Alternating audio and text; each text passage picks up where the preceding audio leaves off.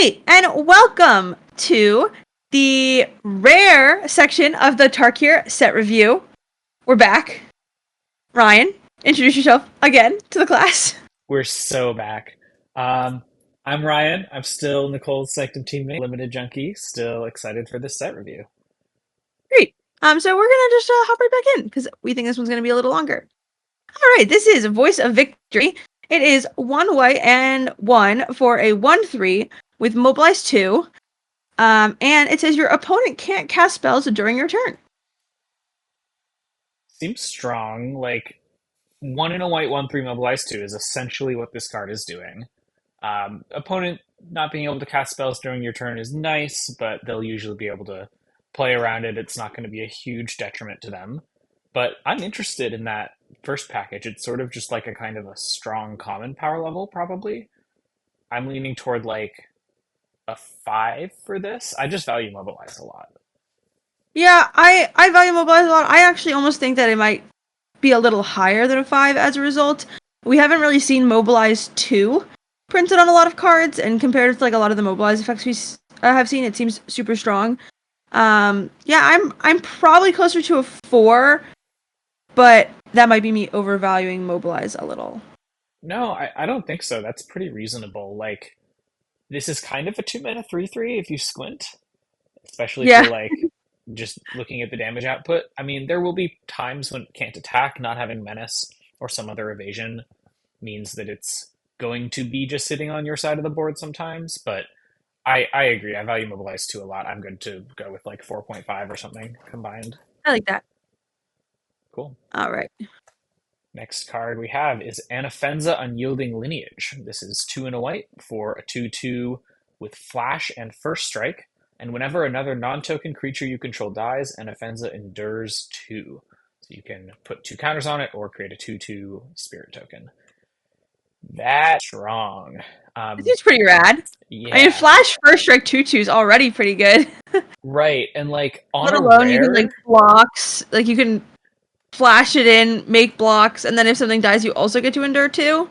right, there's like 2 layers of surprise happening here. Yeah, Um, on a rare especially, they're just not going to be able to afford to play around this most of the time. If it were an uncommon or even a common, like it almost takes away some of its value because people get used to playing around it. But you just have this rare in your deck, like as at least early on in the format, no one is going to sniff it out, I don't think.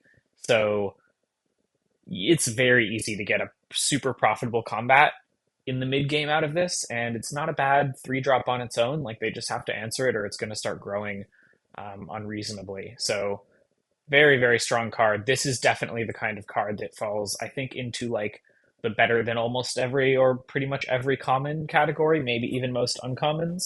Um, I'm giving this, I think, a 2. I don't think it quite reaches 1 power level. I could see first picking a different rare than this in a good amount of packs, but like very strong. I think it rises to like bomb tier. yeah, I agree. I was gonna say two. Perfect. All right, next we have Clarion Conqueror. This is a 3 mana 3/3 flyer. Activated abilities of artifacts, creatures, and planeswalkers can't be activated. And so this is what normally in a limited set I would do like a little Scryfall search and I would look at all the commons and uncommons and see how many activated abilities there are. From what I remember, I don't remember there being a whole ton. But a 3 mana 3/3 flyer is, definitely fine base rate. Um, if not like a little above average. So I think like it's definitely better than the average common. My guess is I have this around like a 5.5. Like I don't think it quite reaches 5, but its stat line and being a flyer probably gets it a little bit more up there. It's also a dragon, which is notable. I think we saw a lot of cards that reference dragons. Yeah, I agree. Like the ability is very clearly constructed text, and it's probably on average going to affect you and your opponent about the same amount in limited. I don't think you should really factor that in very much to how you evaluate the card. It will come up. It's important to know if you wind up putting a few less things with abilities in your deck, like that might be something you do. But 3 mana 3/3 flyer is just really nice. I even might go a little bit higher than a 5. I would probably put this at like a 4. I just think it's pretty significantly above rate for the kind of creatures we see in limited. Yeah, I agree, it's above rate. I think the set just feels like super strong. So It I'm is a high not power level set for sure. The dragon does matter. Like you will have synergies there. So I don't know. I'm leaning for. okay. I like it. We're around the same place. Next, Sage of the Skies. 2 and a white for a 2/3 with flying and lifelink. And whenever you cast this spell, if you've cast another spell this turn, copy it. So you could potentially be paying 3 mana for 2/3 flying lifelinks. That is an absurd rate in limited if you can get it to Yeah. work. The card on its own is solid. I don't think anything spectacular, but probably better than the 3/3 we were just talking about on its own. Yeah, because I it is would put lifelink. this. Yeah, exactly. Like, I think I'd prefer this body even if it didn't have the copy ability. I would put this. I don't think it's going to be trivial to enable, but I think you're usually going to be able to play this on turn 5 and get 2/2/3s. Even turn 6 is pretty strong. And then Yeah. if you only have 3 lands in hand, you have the buyout of just casting it and helping you survive. I would probably give this like a 3, maybe even a 2. So in my head, I was thinking 2.5. Exactly what I was thinking is like, I Perfect. feel like this card is like a little higher than a 3, but it's not as good as Anafenso, which I would give it 2. Um, so it looks like we're in about the same place. 2.5. I love this Definitely. flavor text. Gravity is just a suggestion. That's good. So good. All right. We have United Battlefront. This is a 4 mana sorcery. Look at the top 7 cards of your library. Put up to 2 non-creature, non-land permanents with mana value 3 or less from among them onto the battlefield. Put the rest on the bottom of your library in any order. Okay, wait, hold on. This is Coco, but in white at sorcery speed for non-creature, non-lands. Perfect pixie card. It's kind of cool, yeah. Um, Yeah. I It's don't know how great unplayable this in is in limited limited. though. Yeah, this Yeah. is I like think I think this is a 10. I think this is like a 10 dot dot dot. Jason will play this at some point. Yes. Totally agreed. Jason will find a deck where this works, but just for people listening, like imagine, how many slots you have for this kind of card in limited. For one thing, this is taking up one of those slots, right? But non-creature, non-land permanent with mana value 3 or less. So you're playing 17 lands, presumably. You're playing at least 10 creatures, right? So that Hopefully a leaves you little with more. 13, right? Hopefully more. That leaves you with 13 slots for non-creature, non-lands. None of them can be instants or sorceries. They all have to be CMC 3 or less. Like, it is at best you're going to have 5 to 7 of these in your deck. And that just means this is like, they all have to be good too. You actually have to want to be playing them and want to find them with this. I think It's that not means this is a happening. solid 10. Yes, it's a 10. All All right, right. moving quickly through white. We're at blue now. This card is sweet. I don't know if it's good and limited, but it's sweet. Stillness in Motion. 1 in a blue for an enchantment. At the beginning of your upkeep, mill 3 cards. Okay, that seems like difficult to not deck yourself with that. What's the other ability? Then, if your library has no cards in it, exile this enchantment and put 5 cards from your graveyard on top of your library in any order. So you're kind of churning aggressively through your deck. You're as much mill as you could possibly ever want, and probably more. And then at the end of it, you get to sort of stack your deck with a particular 5 cards. Fascinating. I'm a little nervous. Uh, We've I'm seen a decent amount of nervous. enchantment removal. Aside from the fact that, like, if you play this card, your limited deck needs to have 5 cards that are good enough where, like, you're happy that if you put those 5 cards on the top of your deck, you are going to be able to win the game with those 5 cards. So you first need to have 5 cards that are strong enough to close the game out once you get to the bottom of your deck, which will be, however many turns into the game. And then on top of that, you need this spell to never be removed or do anything like that, or it will deck you. And I think that risk is a little too high for limited. Um, I think this is probably a 10, would be Okay, my I guess. I'm have a leaning towards slightly different 9.5. take. I think there might be a Okay, use case. Yeah, I think there is a use case for this, and I'm pretty excited about it. I think this might be kind of a sweet build around that is a 10 by default in most drafts, but we've seen quite a few tools in this set for not decking. There's obviously the omens, which are ubiquitous, and you will be able to pick up like at least three or four of them over the course of a draft if you prioritize it even a little bit. That means that you can end up stacking your deck with five cards and then just never decking as long as you're recasting like kind of the same effect. I think it is probably pretty important for you to have a high impact omen, preferably one that like makes a creature to really make that work. Because you can't ever cast the dragon if you're really trying to not deck yourself, which can be difficult. But in addition to that, we also have the 4 mana 1/5. I think that's an artifact that puts cards on the bottom of your library. That can work, although it's a pretty crappy card on its own. And then we have the green, three and a green sorcery that returns two cards from your graveyard and then shuffles some stuff back in your library. So I think you can end up with a deck that stacks five cards where like one of them is these one of these recursion, maybe two of them are omens that are like pretty strong, and then one of them is like your bomb, and one of them is maybe like a removal spell or something. You know, think of this as like a pile that you're basically building. I think we have the tools in this set to actually build a pretty compelling pile where you're going to be drawing one of these effects every turn for the rest of the game. Mhm. And that can kind of close a game that you've already stabilized with. I think this is going to be a really sweet build around that good players are going to be able to do super fun and actually good things with. But most of the time, you should just ignore it. That is my hypothesis. I'm very excited to try to make this card work. Yeah, I see So it. what do I give it a grade for? I would say Oh, it's like a 10 by default, and then if you're drafting it that way, maybe a 6. Like you don't need to prioritize it, but you obviously want to take it kind of when you have access to it. yeah. Not that the Okay. grade's very important, but the discussion's more This important. was around where my 9.5 came in because I was trying to give it one number, Exactly. but that makes a little bit more sense.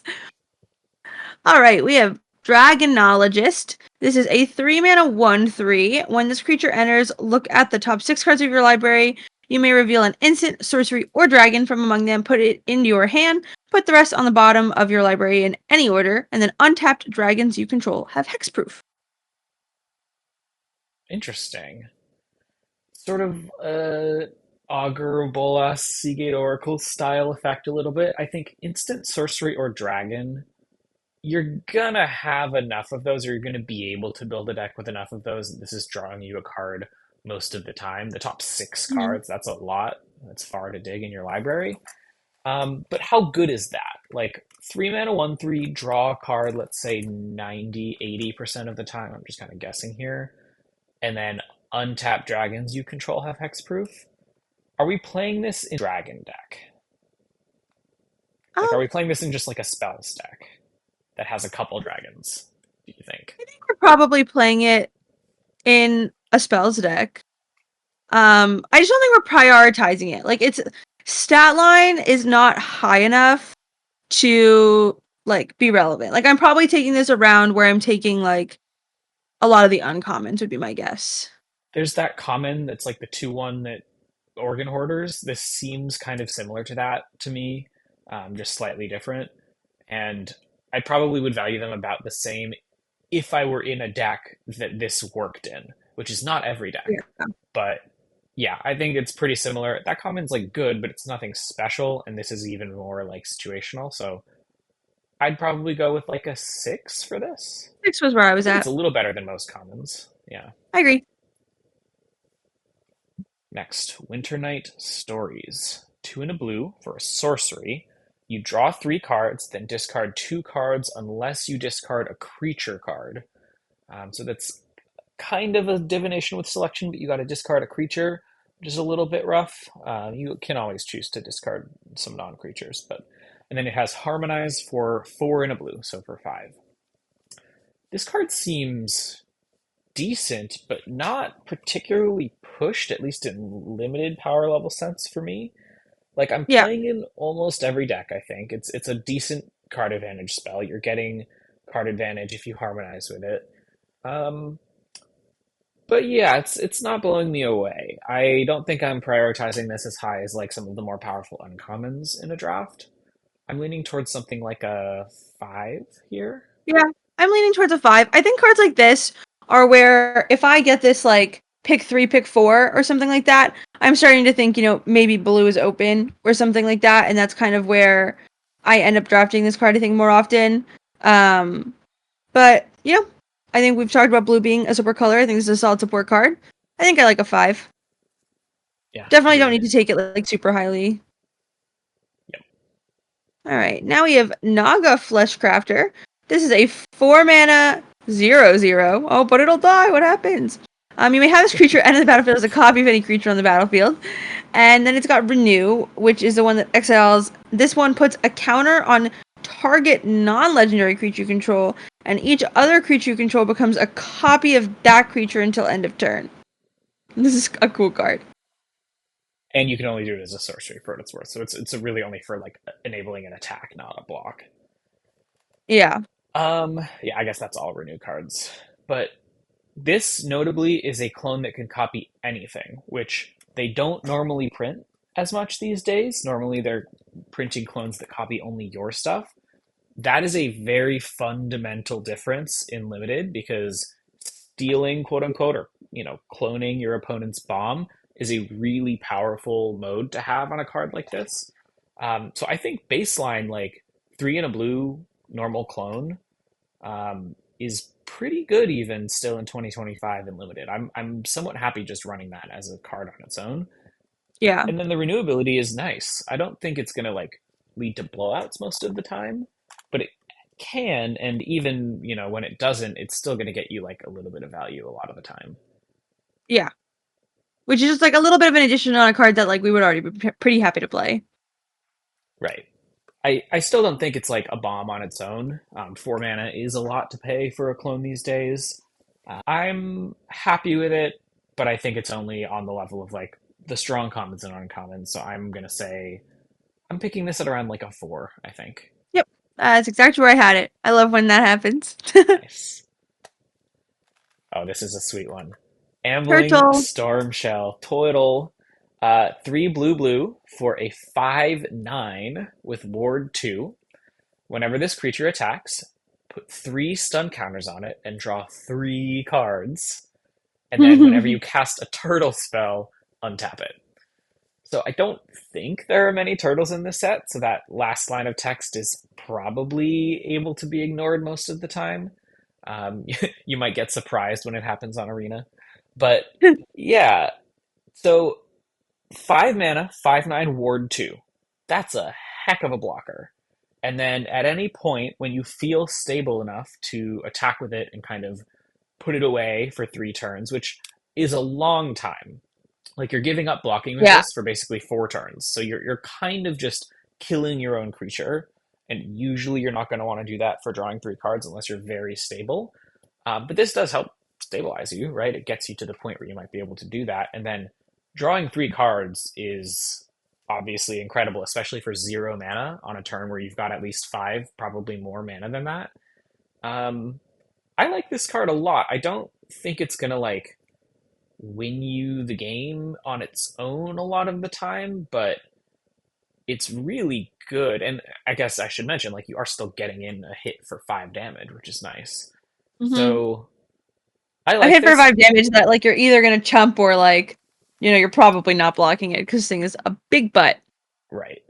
And it's nice that like it has wards, so when you cast it on turn 5, it's pretty rare that you're going to get tempo blowouts on the other side. So this is a really strong card. I would like to pick it at like a 3. The double blue is a bit committal for like this multicolor set, but I think the card's strong enough that it's just worth it. Yeah, I had like a 3/5. Cool. So I think I just don't like round numbers. Fair. All right, we have Meringue River Regent. This is a 6 mana. Oh, this is the rare Omen Dragon in blue. It is 6 mana for a 6/7 flying dragon. When this creature enters, return up to 2 other target non-land permanents to their owner's hands. So that's already pretty good. You got a 6 mana, 6/7. Returns 2 of your opponent's permanents when you cast it. Then on top of that, it is an omen. So if you don't get to 6 mana, you do also have the other side, which is a 4 mana instant that says draw 3 cards, then discard a card. That's kind of This card is nuts. card's great, yeah. Yeah. I think I this might don't be our know. first one. Yeah, that's what I was gonna say. Is like, is this the first one of the set? I think that like with the rares we've seen so far, I would be happy to call this a one. Um, but if there are like a lot of really bonkers ones, I could see this being demoted to like the bottom of the ones, if that makes sense. Yeah, I don't think it's like an A plus plus or whatever from the old grading scale, but like I think this definitely qualifies as a one. Like 6 mana, 6/7 flyer that bounces two of their things. That is such a massive blowout and stabilization play whenever you cast it. It's Especially when a so bunch of their spells good. are expensive and there's a bunch of tokens in the set. Right. I think this dragon part of this card is so good that you're going to actively want to avoid casting the omen as much as possible and only cast it when necessary. And I think that's just indicating to me that like yeah, this is a strict bomb. It is really incredible. You see it in pack 2 and you're not even in blue and you're like, "Okay, how can I fit this into my deck?" I think that's pretty clearly a 1. I agree. Nice. Moving on to black. Sidisi, Regent of the Mire. 1 in a black for a 1/3. It's a zombie snake warlock. And it just has a single ability, but it's kind of a complicated one. So tap it, sacrifice a creature you control with mana value X other than Sidisi. Return target creature card with mana value X+1 from your graveyard to the battlefield. Activate only as a sorcery. So you are birthing potting, but instead of searching your library, you're searching your graveyard. It's quite specific. You need a creature with exactly one larger mana value than the creature in play to be in your graveyard. And then you However, need to want to do it. right, exactly. Like you need to actually want that to happen. But it costs 0 mana. It's on a 2 mana 1/3 body that can block mobilize tokens. And when you do this, it's going to be quite powerful, I think. There's like a bunch of stuff in the Sultai space that triggers from stuff leaving your graveyard. This gets you that trigger for free. And then it's just kind of an opportunistic thing where like, your opponent trades with your 3/3 instead of your 4/4 in combat, and then you're just like, yeah, you actually, or sorry, they trade with your 4/4 instead of your 3/3, and then you're like, well, no, you actually traded with my 3/3. Um, I think this is like a strong card. I don't think it's going to go nuts pretty much ever, just because it's so specific to set up. But like, you're playing limited, there's going to be a bunch of different variety of mana costs of creatures, and you're going to get a couple nice upgrades or a couple nice ETBs with this card. So I like it. I'd probably put it at like a 4. Sounds good. Yeah, so I was going to put it at a 5 just because it is rather specific. With it being said, this is exactly the kind of card where like I open pack one, pick one, and I'm like, oh, I want to draft this right now. Like this looks like fun. Yeah, So totally. it's definitely going to be a fun card to draft. A lot of it depends on, like how the like flavor of how the drafts play out goes, how many of these like creatures with X amount of mana values really end up like going around the table that you'd want to do this with. I think it is a little specific, so I probably have it at a 5. But that being said, I'm excited to build around it. I think It's this like one, a 5 build around 3 type thing. yeah, I agree. This one definitely pairs well with Mill. Like, I think you do actually want to build the deck that tries to dump cards in your graveyard, just because you want more opportunities to find the Mhm. right cards with it. Yeah, I It's agree. really good with like the 2 mana 1/1, I think, dog that like mills and grabs a land. Like, that's just a sweet combo. All right, I'm in. I read this card yesterday. This card is sick. This card is dumb. Um, this is Sinkhole Surveyor. It is 1 black and 1 for a 1/3 flyer bird. In case anyone hasn't heard, birds aren't real. Don't let the boomers tell you otherwise. Anyway, whenever this creature attacks, you lose 1 life, and this creature endures 1. This card's This bird is crazy. not real. Yeah, this card's nuts. This card's insane. I still think it's so. I'm like watching. Now that Tolarian Community College has posted, and I can like look at the comments and stuff. I'm watching like all these people in the comments like screaming at the prof, and they're like, "Don't you know? How would you say birds are real? Like, are you being planted?" The prof is an industry, a government plant. I just Absolutely. think it's It's so been entertaining. confirmed. So now Um, that we've talked about the fact that birds aren't real, this card is very, very good. yeah. I mean, losing a life, clearly they kind of wanted to balance this out because the ability is so strong. But like, you're paying for maybe a 2 mana 2/4, then a 3/5, then a 4/6 flyer, or a 1/3 flyer that just makes a token every time it attacks. And you Yeah. have just the ability to choose whichever one is most appropriate for the situation at any time. I think these are going to be really interesting decisions for what it's worth. Like, do you want to build it out of burn spell range? Do you want to start getting your value in case they have an unconditional removal spell? Really interesting card. Um, it's a little bit underwhelming to draw on like turn six. Like you kind of want it on curve to really maximize the effect, but Or it's like incredibly borderline broken strong. on curve. Yeah, yeah. I think I hmm. No, I I think think I this want is to give just a this a one. 2. Yeah, 1.5 maybe. I was actually thinking about giving it a two, and then I was like, no, I'm first picking this almost every time I see it.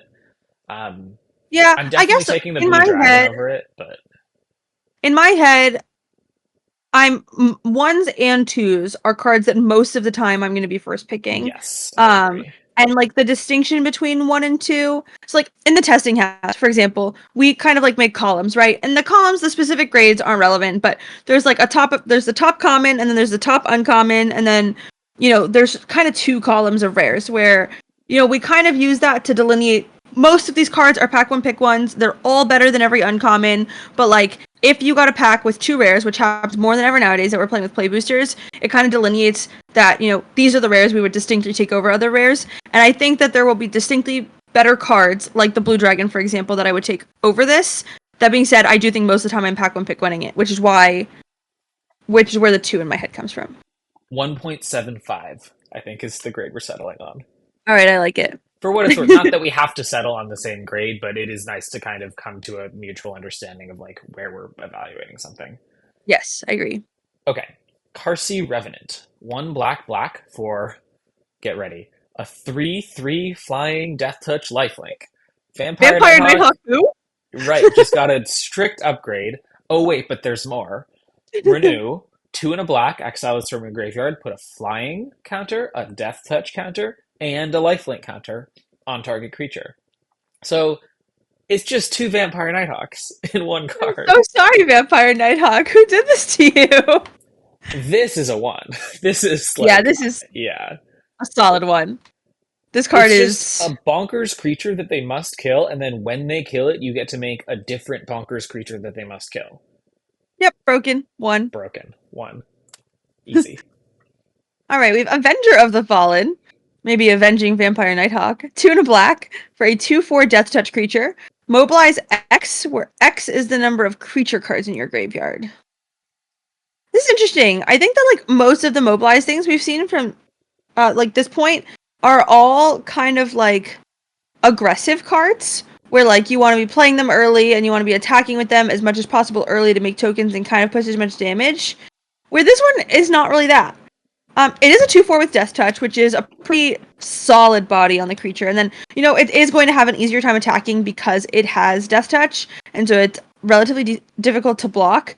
Um, but this one is much better in the late game because of the Mobilize being the number of creature cards in your graveyard. I think it's really great in any of the mill decks. I'd say that, like, most of the time I'm probably pack one picking this card. Oh, It's, like, I probably sits at a 2 agree. for me. I think this card is very good. Like 3 mana 2/4 Death Touch is just an excellent stat line for creature combat. Just ask constructed players if Preacher of the Schism is easy to attack into or block. Um, and this is exactly the kind of card that like it's great in a mid-rangey deck. It's just like a good stat line and good in the late game once you've kind of ground through a game. It's also just so annoying if you're a mid-ranger control opponent. You've exchanged a bunch of resources with your aggro opponent. You're down to like 7 life, but you pretty much stabilize, and then you just play this, and you're like, oh my god, you're making 6 attackers next turn. All of my work is completely worthless. Uh, this card's really strong. I think I'm probably taking it like over the bird, for example. We thought the bird was really strong, but we've seen like 3 cards in a row now that we're taking over it. Or at least I am.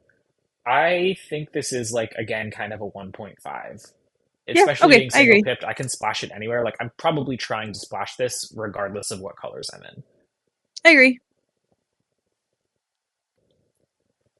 Fun one, not necessarily a good one, but a fun one. The Sibsig Ceremony. Black, black, black for an enchantment. Creature spells you cast cost 2 less to cast. Whenever a creature you control enters, if you cast it, destroy that creature, then create a 2/2 black zombie druid creature token. Easy 10. We're Yeah, I don't downgrading think our there's creatures, and we're the spending plan black, like black, for black to make them cheaper. the plan like this is like for cards like this is to make your creatures cheaper and then to get the ETB before they die, and there's just not, It's just enough too strong cards to in play. this set that I think would be relevant enough to discuss as being playable. Yep, it's a 10. All right, we have Scavenger Regent. This card is bonkers. It's 1 black and 3 for a 4/4 flying dragon with ward, discard a card. Now, as if the 4/4 flying dragon with ward was not good enough, the other side has a board wipe on it. It's 2 black X for a sorcery. Each non-dragon creature gets -X until end of turn. Yeah, both of these would be like very, very powerful rares. So Both put of them these, like, you'd together. most likely pack one, pick one, and now it's on a Yeah, card that's really flexible. I think this is like a solid one. yeah, I agree. Easy one. All right, good dragons in the dragon set. Shocker. Stadium Headliner. Single red for a 1/1 with Mobilize 1. And it has 1 in a red. Sacrifice this creature. It deals damage equal to the number of creatures you control to target creature. Paul got you pretty good with this one, I think, if I remember correctly Yes. in the video. Um, this card is very strong. So like 2 power on a 1 drop attacker, and then you can use it as a removal spell basically at any point. Notably, you need to kind of do the math -1 for the number of damage you're going to be dealing because it's going to sacrifice itself and I believe not count itself, right? Unless I'm mistaken in the damage I think so. counting. Yep, I Yeah. think I But agree. anyway, and like in limited, your opponent is a little bit more likely to just play, a 2 mana 1/2 or a 2 mana 1/3 that can eat this, and so you end up not being able to attack with it. But worst case scenario, you just sort of have a collision course, or I forget what it's called in this set, but dealing damage equal to the number of creatures you control to something in your hand. Uh, yeah, I like this card. It's very strong. I don't think it rises to 1 level, but I'm probably putting it at like a 3. Yeah, I agree. I was scared you were gonna say 2 because I was gonna be like, is it just really that I don't like red that much? But when you take No, rares no. in sets like this, I think you want them to really impact the board. And this is another card like similar to what we talked about with the bird, where the bird got like downgraded a little bit because it wasn't great if you didn't draw it on like the early turns. This card's I think pretty similar. It does have the nice addition of like if your board is already wide, you can just play it to sacrifice it, which I think is why it does get the 3 that it gets. Because most of the time with cards like this, you just want to play them on turn 1, and they're good on turn 1, but like after that, they're just okay. So I think I like a 3. Solid card. Cool. All right, now we have Sarkin Dragon Ascendant. This is 1 red and 1 for a 2/2. When it enters, you may behold a dragon. If you do, create a treasure. Whenever a dragon you control enters, put a +1/+1 counter on Sarkin. Until end of turn, Sarkin becomes a dragon in addition to its other types and gains flying. So you do really need dragons to make this card playable. Yes. Like otherwise, it's just a 2 mana grizzly bear. So Unlike the that other is a cards baseline where you requirement. behold, and we said that you did not need to have a dragon for Sarkin Dragon Ascendant. If you do not have dragons, you are playing a bear. So this card you would like to be in a dragon deck. That being However, said, it's probably pretty crazy in the dragon deck. right, if you have a single dragon, I think this card is like pretty good. And then if you Yeah. have a lot of dragons, it becomes quite insane. Um, and I think we're going to be able to build decks that have like 4 or 5 dragons pretty easily. I Yeah, think there's a lot of I dragons. wouldn't say trivially, but like if you care about it, you will be able to make it happen. And I think this is a payoff that is like just about worth it. It's not something to warp your draft around, but it's something that you can kind of integrate into your deck at not too high effort. Um, so I'm a fan of Sarkin. I think I'm probably picking him around like a 5 or a 6, a little bit better than most commons just because the upside is pretty high, but there will be times when I just don't end up playing him. So you see, this card is fixing. So I think it's a 4. But um, also, the yeah, deck I I'm can't argue with definitely the that. most excited to draft is 5-color dragons. So I mean, 2 mana 2/2 make a treasure is like very strong in these soupy decks, and I think those are going to be totally possible. So I yeah, like and I that. think the card is Yeah, strong on top of that. This is a 4 in my heart, but it's okay if we have totally. different drafting preferences. This one's sweet. Corey Steel Cutter, 1 in a red for an equipment for equip 1 in a red.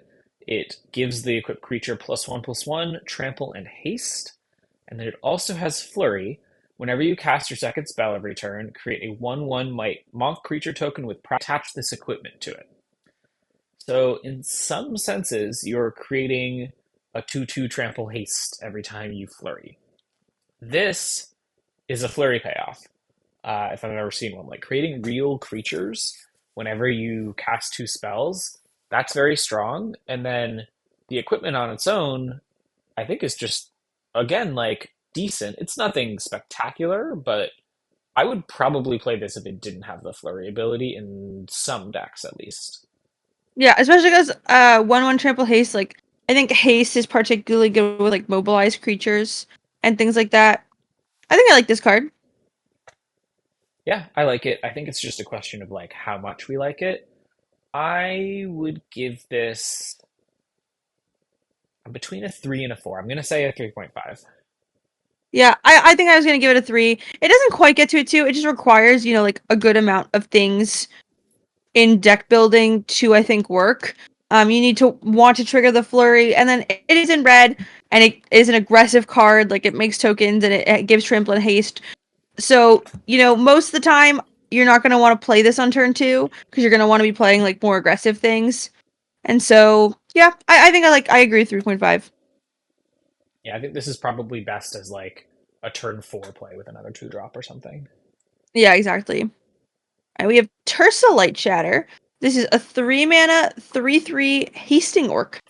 When Tersa Light Shatter enters, discard up to 2 cards, then draw that many cards. When it attacks, if there are 7 more cards in your graveyard, exile a card at random from your graveyard. You may play that card this turn. Okay, so it's a 3/3 creature with haste, which, not bad. Then when it enters, you can discard up to 2 and draw 2, so it filters your hand. And then I don't know how relevant the attack trigger is.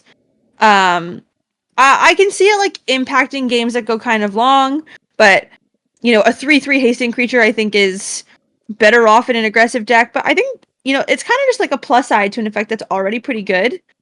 Um, Yeah, it'll come up. It'll draw you a card in the late game sometimes, sometimes even two. But like, yeah, it's not the main point of the card. But the main card is solid. It's not spectacular, but like the filtering, the selection is nice. We've got like harmonized stuff going on in red. 3 mana 3/3 haste passes the vanilla test for sure. I like I it. think I have it at like a 4. Um, yeah, I think 4 is accurate. Like, if you know you're in red, you want this card, definitely. But I don't think it like warps your draft in the direction of red. I agree. This one might warp. Magmatic Hellkite, 2 red for a 4/5 flying dragon. And when it enters, destroy target non-basic land and opponent controls. Its controller searches their library for a basic land card, puts that onto the battlefield tapped with a stun counter on it, and then shuffles.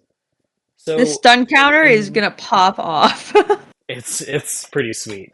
I like that they're putting stun counters on lands because it allows some more like flexible design space between Mm-hmm. destroying a land and like replacing it immediately.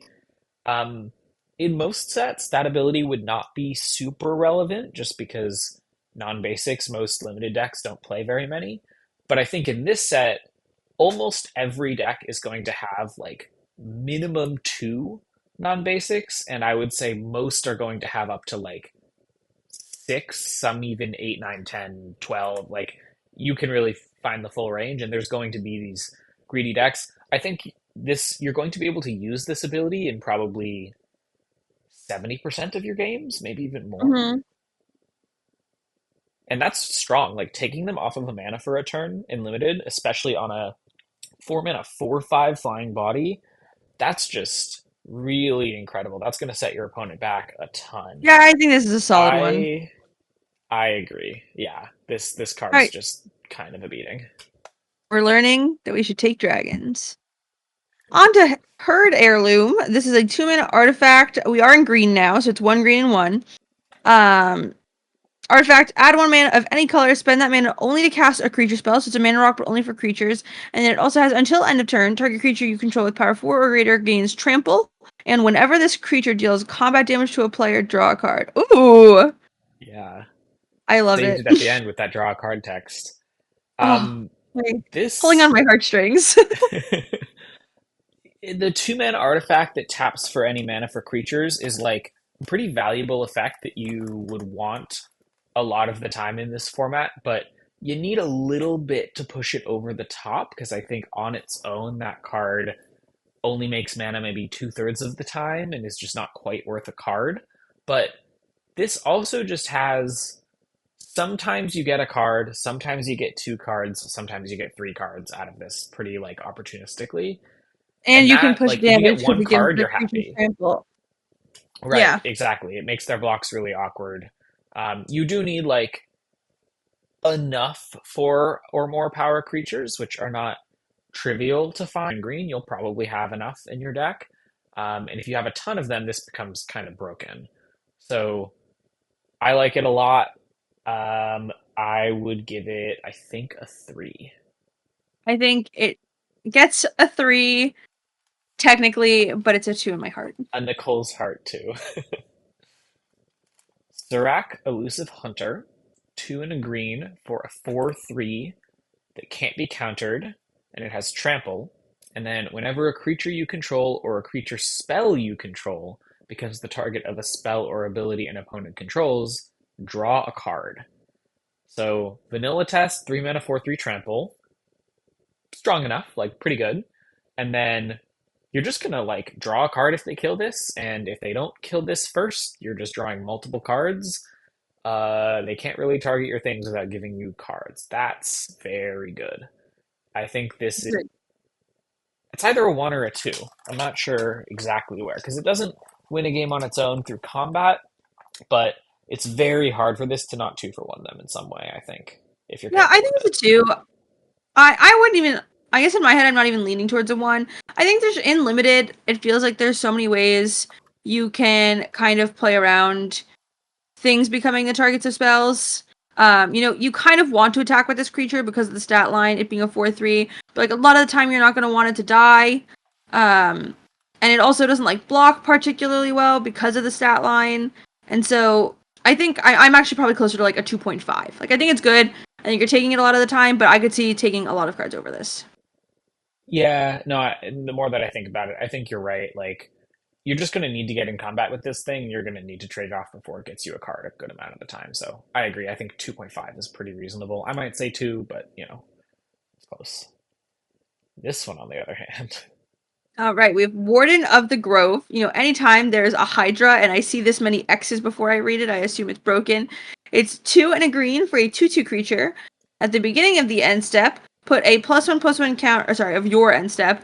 Put a +1/+1 counter on this creature. Whenever another non-token creature you control enters, it endures X, for X is the number of counters on this creature. Holy mother of pearl. I don't know if I've decided how I want my language to be on my channel. This card is absolutely bonkers. this card is Uh, dumb. This is like solid They one. printed this in limited text at rare? What the heck? I put this card as my like top rare in the MTG Data Science like pack one or pack zero pick one predictions. I think this card is probably the best rare in the set. It's single color, so you can splash it wherever. That's Yeah, green. easy one. I think this Yep, is the bonkers. strongest card we've seen. I agree. All right, I know what this card does. You do. You used it in your Insidious Roots deck. Yes, I and I will. can I will help read it because though. the name is Laseed Prowler. Don't worry, I got told Exactly. by comments. So Laseed Prowler, 2 green for a 5/5. Excellent vanilla test. When it enters, you may mill cards equal to the number of lands you control. Um, you should probably do that. Milling in limited is usually upside, especially in a format like this. And then you can renew for 1 and a green, exile this card from your graveyard, put X +1/+1 counters on target creature, where X is the number of land cards in your graveyard, activate only as a sorcery. So this is just a big old body of stats and some mill. I like it a lot. Yeah, me It's too. just very strong. Like, it's not, it doesn't have any abilities that are gonna 2 for 1 your opponent easily or like run away with the game, but it's just so many stats. I think this is like a 2 just on the stats alone. Yeah, I think I was gonna give it a 1.5. Um, it's green. I think, it enables a lot of different archetypes in the set, which is pretty cool. And then on top of that, it's just like big stats, big body, green card. It's good. Yep, very good. All right. I get to read all the dragons. Now I got Bloom Vine Regent. This is 3 and 2 green, so 5 mana for a 4/5 flying dragon. Whenever this creature or another dragon you control enters, you gain 3 life. So, already base stats, pretty good. 5 mana, 4/5 flying. When it enters, gain 3. And then the Omen side is 3 mana, search your library for up to 2 basic forests, reveal them, put one on the battlefield tapped, and the other one into your hand. So it ramps, probably going to want to wait to play the dragon side, and notably, it doesn't fix.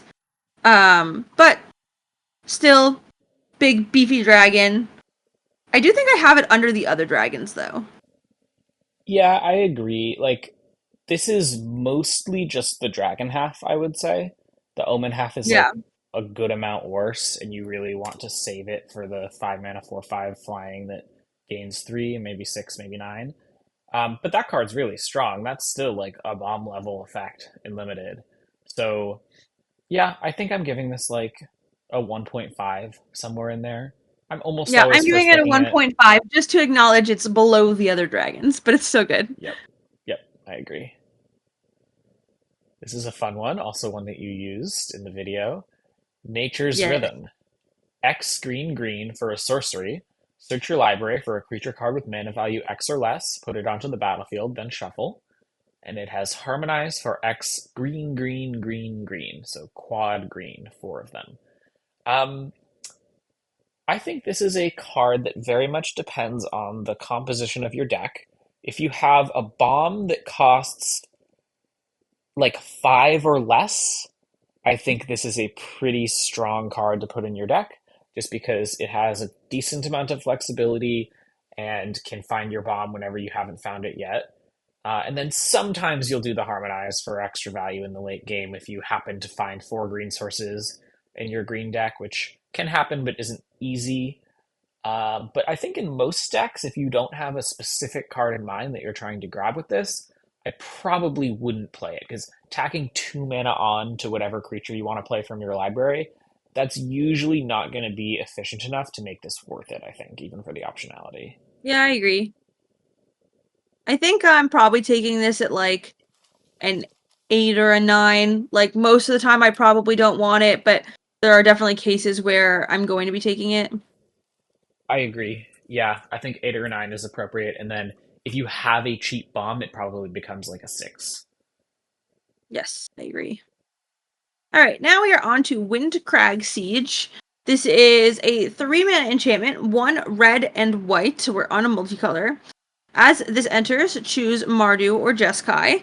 The Mardu option is if a creature attacking causes a triggered ability of a permanent you control to trigger, that ability triggers an additional time. Not something that's ever too crazy and limited. And the other one is Jeskai. At the beginning of your upkeep, create a 1/1 red goblin creature token. It gains lifelink and haste until end of turn. And that is a pretty good ability in limited. That's very good. Notably, it's upkeep, not combat, so you're not going to get it the first turn you play this. But that's fine. You're still happy to have that as an investment on your turn 3 for making one in every future turn. I, what do we think? How many times in total across the entire format do we think people are going to choose Mardu for this to double their mobilize? What percentage? Maybe five, Ooh. somewhere between 1% and 5%, I think. I don't think I thought about the mobilize triggers. Yeah, I think that's that's like definitely an what it's actual use doing. case. It is like it might just finish a player off because you just get to play it and double everything and attack for an extra 4 damage or something. But most of Yeah, the time, if you're playing this early, you're gonna definitely want to be doing Jeskai. No, you're right. Now that I think about it, that is something you will do sometimes. Anyway, not particularly important. I think you mostly just want to evaluate this as the Jeskai mode, and like that's getting close to like a bomb level card, I would say. I agree.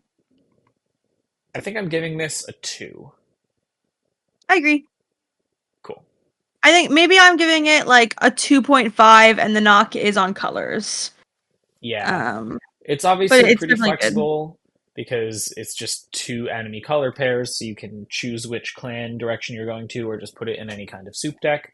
But yeah, it's not it's a little bit less flexible, obviously, than like a single pipped monocolor card. I agree.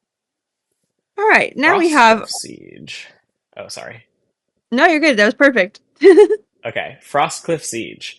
1 blue red for an enchantment. When it enters, choose Jeskai or Teamer. And for Jeskai, whenever one or more creatures you control deal combat damage to a player, you draw a card.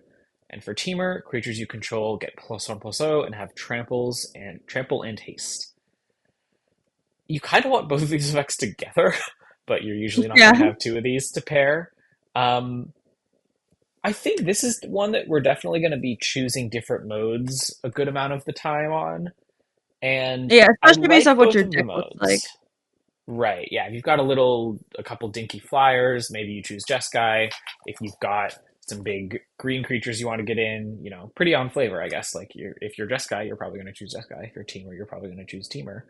Um, it's very good. Like I'm pretty happy with either of these modes. I'm usually only choosing Jeskai, I think, when I get a card out of it pretty immediately.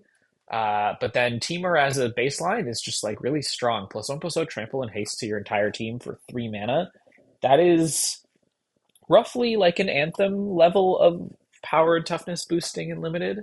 The trample and haste kind of making up for the 1 toughness. So very good. I would also, I think, give this like a 2.5. Yeah, I want to put it a little bit under the other one, I think. Um, I think the effect is just like a little bit worse. I think I'd probably have this at about a 3. Okay, yeah, 3 is pretty reasonable. All right, now we have Glacier Wood Siege. This one is 1 green and a blue. As this enchantment enters, choose Teamer or Sultai. The Teamer one says whenever you cast an instant or sorcery, target player mills 4. And the Sultai one says you may play lands from your graveyard. I will build at least one Teamer mill deck in this format, I bet you. Yeah, this is a lot worse, I think. I agree. It's a lot worse. This one's a build around, I think. Very much a build around. Like you need to be able to cast spells on like 4 consecutive turns for this to really do anything most of the time. And even then, you still need like some more mill support or just like a big flurry of spells. I think it's possible to build a deck that can do that and have enough defensive speed to survive, but like it's pretty finicky. I would not go for this as like a main plan, and it's hard for it to not be your main plan. That being said, Yeah. it will kill them sometimes. Also, Yeah, I I think think I you're will almost never choosing the sometimes Sultai play mode. this as a build around. Yeah. Um, Pick it at like a 9, and probably. so what did you say? A 9, I would say, in terms of how you Yep, pick I it. agree. Cool. Hollowmurk All right. Siege.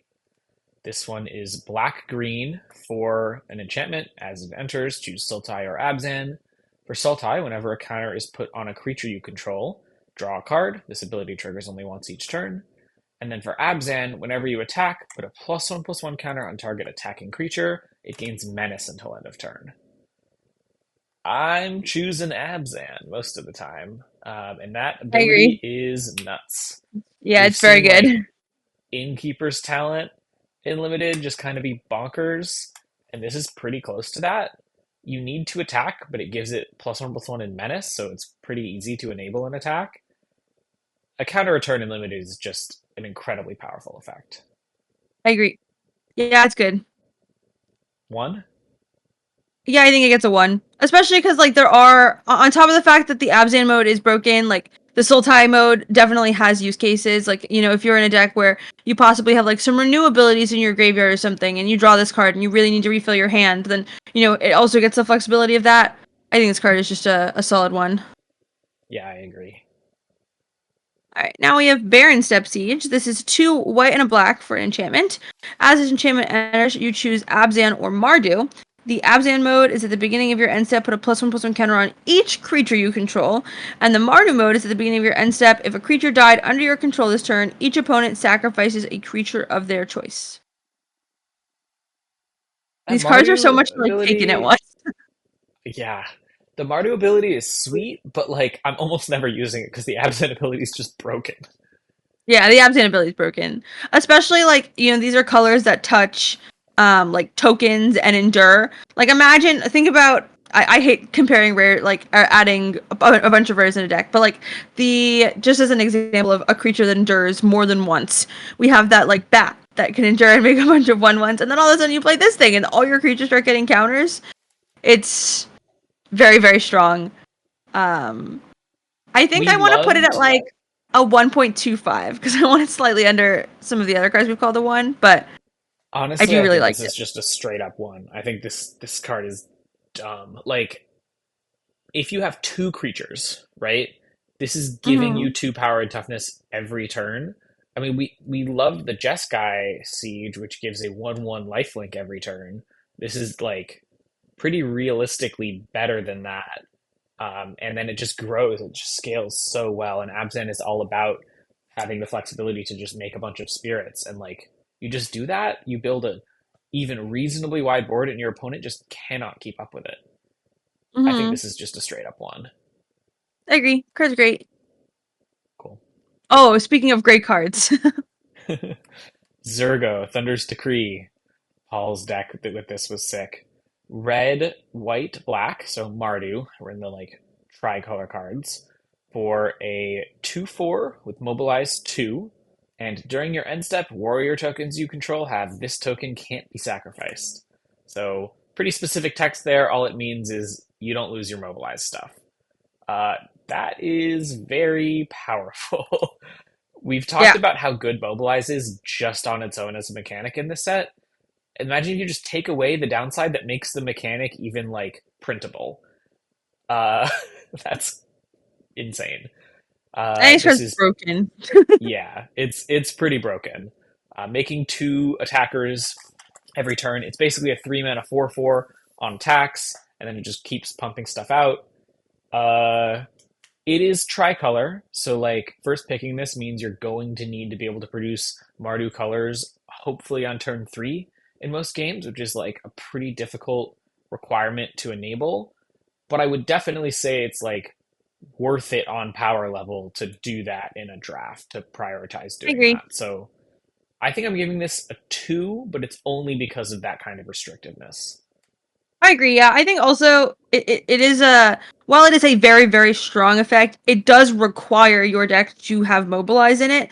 Like it is good on its own as a 2/4 mobilize too, but if your deck doesn't have mobilize and is in Mardu colors, you're probably struggling to like put a deck together. And so, you know, there's gonna be times where you take Zergo, and I think you're just not gonna be able to end up in a Mardu deck. Um, and so I think for that reason I agree with the 2. All right, now we have Thunder of Unity. This one is an enchantment in Mardu, so it's red, white, black. It's a saga. so it gets counters after your draw step. The first mode is you draw 2 cards and you lose 2 life. And then the second and third mode is whenever a creature you control enters its turn, each opponent loses 1 life and you gain 1 life. I don't think this seems particularly impressive. Like, it's good. I'm seeing that the second and third modes are probably like, they're draining for a couple points in a mobilized deck.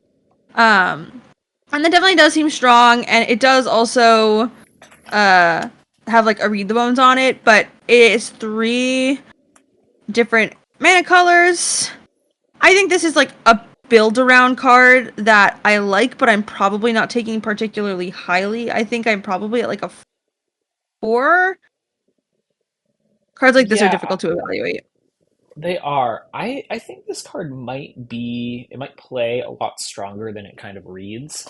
So like read the bones or sign in blood, I guess technically because you're not scrying, is an effect that you usually want, but the losing 2 life is pretty annoying. Um, but it's exactly like the thing you want to pair with it is incidental life gain, and this has that.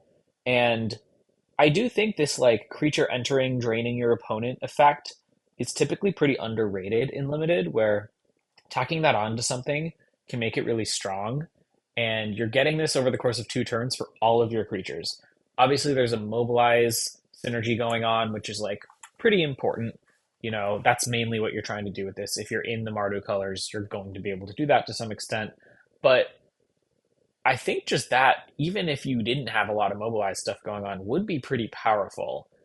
It is really restrictive in terms of mana cost. You do really need to be able to play it earlier on in the game. Although, drawing 2 cards later in the game is not usually bad, at least. I think I'm a little higher on this card. I think I'm putting it in pretty much every deck that can produce these colors of mana at some level of consistency. So I think I'm going to give it like a 3, but I agree it's not like a clear bomb by any means. So I I think think the it's just a reason I very gave strong it a card. 4, because I think I feel similarly to you. It's just the exact statement of I'm putting it in every deck that produces these colors. And it is like a pretty restrictive set of colors. And you're probably not going to want to like splash one of these colors if you're playing the other 3 colors or something already and like go into 4 colors to play this or something. I think that's why I gave it the differential. Yeah, that makes sense. Mardu Siegebreaker. 1 red, white, black, so 1 in Mardu, for a 4/4 Death Touch haste. The rest is gravy, because that's a very, very strong body. When this creature enters, exile up to 1 other target creature you control until this creature leaves the battlefield. So you control, you're exiling one of your own things. And then whenever this creature attacks, for each opponent, create a tapped token that's a copy of the exiled card attacking that opponent. At the beginning of your end step, sacrifice those tokens. So you're sort of mobilizing 1 for a creature you took off of the battlefield on your side. Sort of interesting because like if they don't have a good block on this, it doesn't really matter whether they block, your other creature. But yeah, I guess it is until this leaves the battlefield. So you're sort of just like hiding your creature away and attacking them with like a phantom version of it every turn, which you're probably just going to want to do. It seems kind of free as long as you're aggressive and able to like not leave back blockers and just keep attacking, which Mardu decks are going to want to Yeah. do. And then 4/4 Death Touch Taste for 4 mana is just like really, really good stats. Yeah, and it's really cool with anything that has an ETB effect. I think also like if you put a mobilized creature under this, then this attacks and the mobilized creature gets to kind of like attack for free. Every turn and make Wait, more so does it tokens. actually? Because isn't Mobilize an attack trigger? So if it gets put on the battlefield already Oh attacking, yeah, is it yeah, not you're right. gonna? Yeah, Because it's already that's kind of attacking. annoying that that doesn't work Oh like yeah. flavor wise. Especially in Mardu. I feel like in Mardu you would want it to. Right. I think the card's so good. I'm probably giving it like a 2 because of color restriction, but just at the baseline of like 4/4 Death Touch Haste does things. I think it probably gets to be up there. I agree. Yeah, I think I'm trying to splash this even in a deck that isn't Mardu base. I agree. All right, now we have Inevitable Defeat. 1 Mario. instant. This spell cannot be countered. Exile target non-land permanent. Its controller loses 3 life, and you gain 3 life. This card's solid. It's a removal spell. It hits all cards. It exiles them, so like all of the upsides you could kind of ask. And then on top of that, it has a drain for 3. Yeah, drain for 3 is like almost worth a card, I would say, in limited.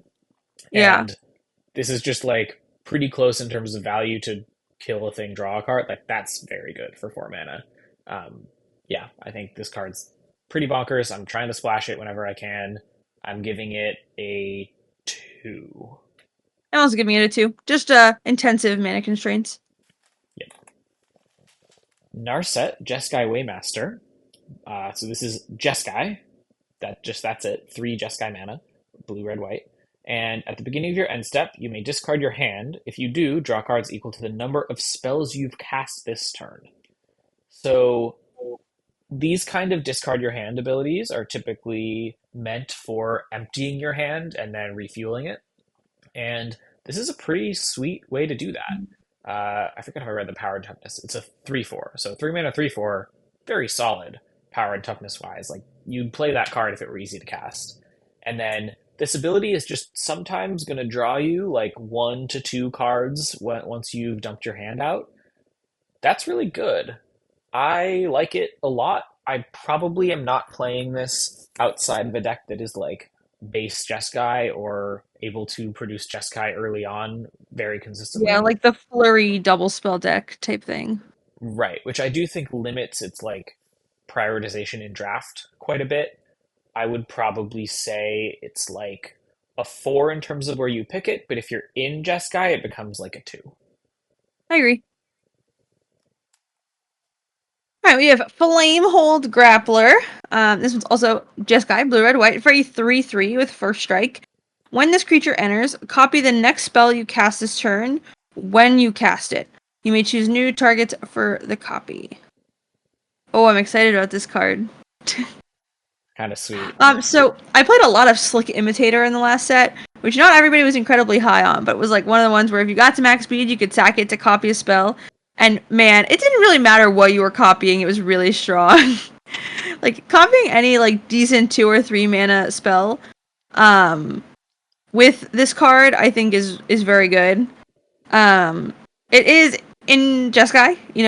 You're going to need to have very specific mana requirements for whatever you're doing on the given turn, because you need to have blue, red, and white to cast the Flamehold Grappler. Then you also need to have 2 mana or 3 mana or whatever it is to cast whatever spell you want to copy. So it is a little And bit you need the restrictive. colors of whatever that spell is. Like, if Yeah, you have single exactly. red and you want to play this and then a burn spell, you can't do that, which is tough. And so I think I'm probably putting it at like a 4 because it is like decently restrictive. But if you're in a deck, like similar to the Narset, like if you're in a deck that can, cast the spell reliably and play cards afterward, I think that this is, pretty bonkers. Yeah, I'm a little low on Jeskai in general, just in terms of like color preferences from having gone through the commons and uncommons, especially in terms of like being a soupy 3 color kind of deck that you can Mm-hmm. build. And I will note that like the 3/3 first strike body definitely gets worse as the game goes on, and so there's kind of a penalty you're paying for waiting to copy something with this. Like, don't be afraid to just cast this on turn 3 and like take your 3/3 first strike for 3 if you can, if you have the mana for it, and like accept that that's just a strong card. Uh, I'm probably going to give this a 5. I might be a little too low on it. It just feels a little too finicky for me, but like it's still better than most of the commons. If you're in that color pair, think you might be like, you should take it. Yeah. Rediscover the Way. Blue, red, white, just a Jeskai. So for 3 mana for a saga. The first 2 chapters are look at the top 3 cards of your library, put one of them into your hand, and the rest on the bottom of your library in any order. So you just get 2 anticipates. You're just drawing 2 cards with selection. And then the third mode is whenever you cast a non-creature spell this turn, target creature you control gains double strike until end of turn. Really nice. Like a great way to sort of translate all of the cards you've accumulated into burst damage into burst like combat tricky board presence. When you're attacking on the turn that this gives stuff double strike, your opponent is terrified. They have no idea how they're supposed to block, and I think that's pretty nice. I like this card a lot. Like, I'm probably trying to splash this if it's somewhat easy to do in like a soupy deck. And obviously in Jeskai, it's just kind of nuts. Like, you do prefer to be able to cast it on turn three just to kind of be able to like curve out nicely. You really would like to play a 2-drop before you play it just to have enough of a board presence to kind of go nuts on the third saga or the third chapter. But this is a very strong card. I think I like it better than the Jeskai cards we've talked about so far. I agree. I think I probably have this one at like I'm a 3.5. Like, I want to lean it higher than a 4, but it's still like in Jeskai colors and, is a little difficult to cast. And Yeah, I think I might give this a 3 just on the like I'm willing to splash it if I can of yeah, it I'm also all. nervous that it might be a little too slow given like the mobilize and aggressive Mhm. things in the set. Yeah, that could be true. I think I'm comfortable with a 3, but I can see where you're coming from for sure. Okay. Next card is New Way Forward. This is 2 blue, red, white for an instant. The next time a source of your choice would deal damage to you this turn, prevent that damage. When damage is prevented this way, New Way Forward deals that much damage to that source's controller, and you draw that many cards. Ooh, So I'm not taking damage, you're taking damage, and I'm drawing cards. this is sick. I love this card. This is sick. Yeah. Like, you can splash this, you can just wait for them to come at you and attack you, and there's like, it's a rare, they're not going to be playing around it most likely. And it's just a big blowout. Like, if you do this for 2, you're at least somewhat happy. Like, you've kind of gotten your 5 mana and some tempo loss worth of value back. And if you do it for any more than 2, that's gaming, folks. We're in business, and I think it'll be Yeah, pretty easy to do it for a little bit more than that. and it's a great stabilization tool. I think I just want to give this a 1. I think this card's great. Yeah, I agree. It may be 1.5. It's like somewhat non-trivial to set up, but like this kind of thing, you'll be able to get it off in most games for like really good value. I'm happy with a 1. I think I'd probably lean 1.5, but yeah, either way. Teamer Battle Crier. So we're obviously in Teamer at this point. This costs Teamer, so blue, green, red, and it's a 4/3. And then during your turn, spells you cast cost 1 less to cast for each creature you control with power 4 or greater. So baseline, if this is on the battlefield, your spells cost 1 less, which I guess during your turn technically, which is nice. I mean, that's a cool ability. I don't think it's going to be all that incredible most of the time. Like, this is sort of just passively giving you a colorless land that, taps for 1. And then sometimes, yeah, like you'll have 2 things out and your spells will cost 2 less, and that'll be very nice. But this is also a set that most of the mana costs are more color gated than they are like colorless total mana gated. Um, but I'm pretty happy with a 4 mana or a 3 mana rather 4/3 body. And if it ever discounts a spell, saves you a mana, like gets you something big out a turn earlier, that's well worth it. So this is just a strong card. I don't think it rises to like bomb level, but I think I'm giving this a 4. That's exactly where I'm at. Sweet. I agree with every word you said. Alright, next we have Songcrafter Mage. This is green, blue, and red for a 3/2 creature with flash. When it enters, target instant or sorcery card in your graveyard gains Harmonize until end of turn. Its Harmonize cost is equal to its mana cost. This is a very interesting card. Yeah, hard to Um, evaluate. It's similar to the yeah, so I mean, Jeskai one, where like the mana cost requirement might get in your way sometimes, but you're doing something very powerful. yeah, I think that I want to say at baseline, I'm anticipating this card to be a 4, but it does matter. Like, if it works, it's very good, but you need to have instants and sorceries in your deck, and then it's not trivial to cast. But when it works, it's very good. So I'm probably somewhere between like a 4 and a 5. Yeah, I think that's reasonable. Like on its own, this doesn't do a whole lot, so I'm pretty happy. I might even give this like a 6. I still think you take it over most commons, but I could easily see taking some good common that I like better than this, you know? Yeah. Okay, I agree. Eshki Dragonclaw. 1 and a teamer, so 4 total mana for a 4/4 with Vigilance, Trample, and Ward 1. At the beginning of combat on your turn, if you cast both a creature spell and a non-creature spell this turn, draw a card and put 2+1/+1 counters on Eshki Dragonclaw. So that would turn it into a 6/6 Trample Vigilance. Uh, Strong card, even if you never end up doing that. Like 4 mana, 4/4 Vigilance, Trample, Ward is good. And then if you ever get to do that, which is not too hard to enable in limited, it becomes nuts. So I like this a lot. I would give it a 2 just because of the restricted mana cost, but like you want to put this in every deck that can cast it, I think. I agree. All right. Oh, we've talked about this one before. Roar of Endless Song. This is 2 green, blue, red for a saga. The first 2 modes make 5/5 elephants, so we're ready rumbling through the jungle. And then the third mode doubles the power and toughness of each creature you control until end of turn. Well, I'm super in. I think I'm also giving this a 2 because of the restrictive mana cost that comes with it. But I think it almost leans closer to a 1. It is in green, which has a lot better fixing. But like this is 5 mana, make a 2 5/5s, so 10/10 worth of bodies, and then you double all the stats. I think this card's like crazy. Yeah, I would give this a 1, I think. Like I'm just trying to splash it whenever I see it. And like if I see this early in the draft, there's almost no chance I don't end up playing it. So I think that's a 1. I agree. It's so easy Oh, when the card is like just a bomb. I know. You're just like, yeah, card's nuts. You can see, take it. Awaken the Honored Dead. This is Sultai, black, green, blue, for a saga. The first chapter is destroy target non-land permanent, so just a straight up removal spell, a little bit better than murder for 3 mana. And then saga or chapter 2 is mill 3 cards, and chapter 3 is you may discard a card. When you do, return target creature or land card from your graveyard to your hand. So you can, for free, turn one of your cards into a 0 mana.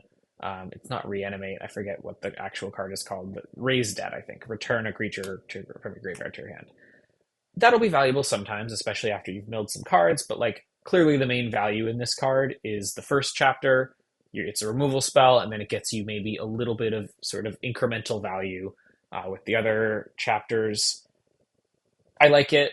I don't love it. I think I'm playing it in most decks that can reasonably cast it. So I'm giving it, I think, a 6, maybe. No, I'd give it a 5, I think. Slightly discounted for the restricted mana cost, but this is just a removal spell with upside. I think I'm giving it a 4. I mean, it's a removal spell that hits, just about anything, and then has upside. Maybe almost like a 3 because it touches green, and the fixing in the set's like pretty good. I don't know. I really value the destroy target non-land permanent. Like it feels like it'll do a lot in this set, especially with the amount of like enchantments and at rare and stuff. The fact that it hits like any non-land That's permanent. true. All the sieges seem like bombs, so yeah. Yeah, I think that's reasonable. I can be convinced up to a 4. I don't think I can quite get to 3.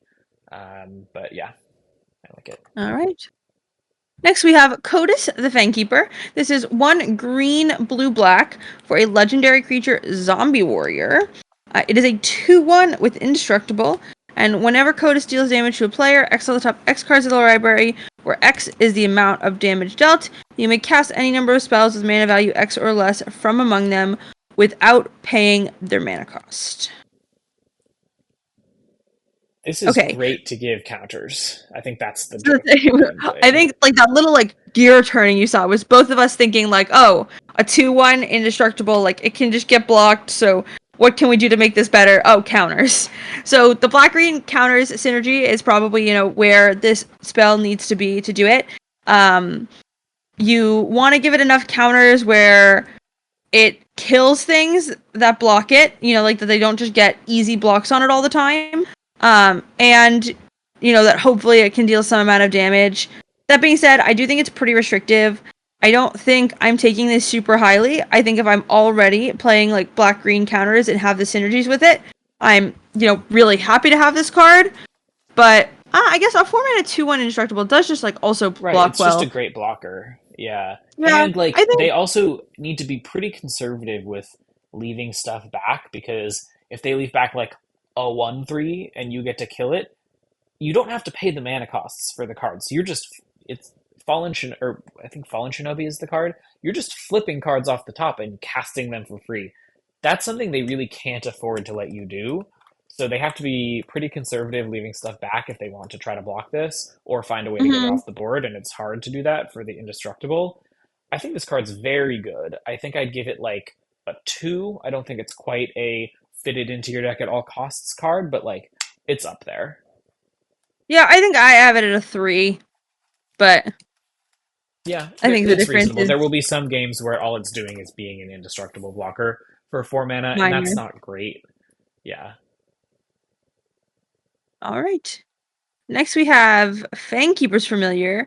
This is 1 black, green, and blue for a 3/3 creature with flash. So this is notable. Like, we have seen a number of creatures with flash. So if your opponent just leaves up mana, it might be worth thinking about what possible flash creatures they could have.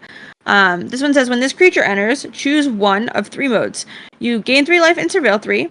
You can destroy target enchantment, or you can counter target creature spell. This card's pretty cool.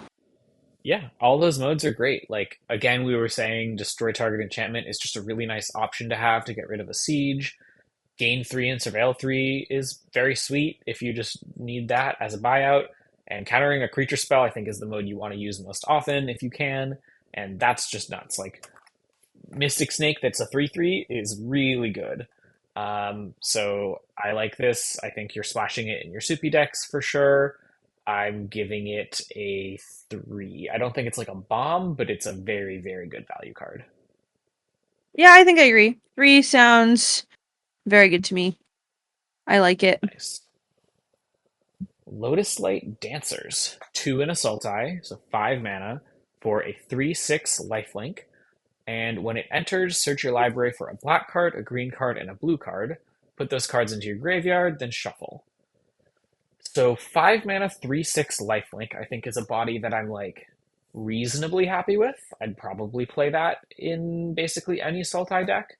It's not amazing. It's not a great attacker, but like it'll do the job, and it's a really great stabilizing blocker, which is mostly worth your 5 mana. And then in Sultai, you're very likely to have at least one, probably two, maybe even 3 cards that this can go search for, put in your graveyard, and get you some amount of real on-board value. So this card's nice. Like I kind of translate that ability roughly to draw a card in like my value standpoint. So 5 mana, 3/6 lifelink, ETB draw a card is good. I don't think it's great, but very good. I'm probably picking this around a 4. Yeah, I think we've seen a lot of like really strong 3-color cards, so I'm probably taking it a little bit lower, just because like the power level is so high in the set, and then I think like there's a possibility of 5 mana. You want your cards to do more than like just putting things in your graveyard. You kind of want other things in your deck to make this work. So I'm probably leaning closer to a 5, but I'm definitely taking it above, I believe, all the uncommons and the commons. Yeah, I will say this is the stabilizer you like absolutely want against the Mardu decks. Like they just can't attack Yeah. you anymore with their mobilized stuff. So I think it might fill a role that the greedy soupy decks really want, which is why I'm a little higher on it. But yeah, it's not like as generically powerful as the other 3 color cards we've seen. Yeah, I could see. All right, we have Felithar, Dawn of the Abzan. Abzan, white, black, green, for 3/3 with trample. When it enters or attacks, you may sacrifice a non-land permanent. When you do, put a +1/+1 creature on each creature you control. This is interesting. It feels like it should be in like the mobilized decks, but it touches green. Yeah, I Um, didn't quite realize this is not non-creature non-land permanent. So you can just sacrifice a small creature and put a counter on everything. So like mobilize this works with, I believe, right? yeah, You it just should work with attack and then mobilized, and stack I the believe it also. triggers. Yeah, because you can stack the trigger so you can sacrifice the mobilized thing, and then it also works with endure. And then all like your counter synergies. I think this card's really strong. Yeah, really strong. Like let's say you just have a mobilized creature that got in on turn two and you play this and sack it, that's 5 power and toughness uh, for 3 mana on turn three. That's not always going to happen, but like just to illustrate, you get this off on a creature that you don't really care about, like a token or something, once or twice, and you're like adding a ton of power and toughness to the board a good amount of the time. This card is, I think, very strong. It's hard to splash, but I think you might end up splashing it sometimes. I like it a lot. I think I'm giving it like a two. I think I want to give it a 2. Yeah, not like a one color bomb, but very good. Yep. Severance Priest. Again, same mana cost, just Abzan, 3 mana, for a 3/3 Death Touch. When it enters, target opponent reveals their hand. You may choose a non-land card from it. If you do, exile that card. And when this creature leaves the battlefield, the exiled card's owner creates an XX white spirit creature token where X is the mana value of the exiled card. So when this gets rid of a card, the card is gone. Just gone forever. So you take their bomb, and they no longer have access to their bomb for the rest of the game. Like That Sky is Clear very Apparition. powerful. Yes, exactly. They will have a different thing that is potentially pretty good if the card you took was expensive.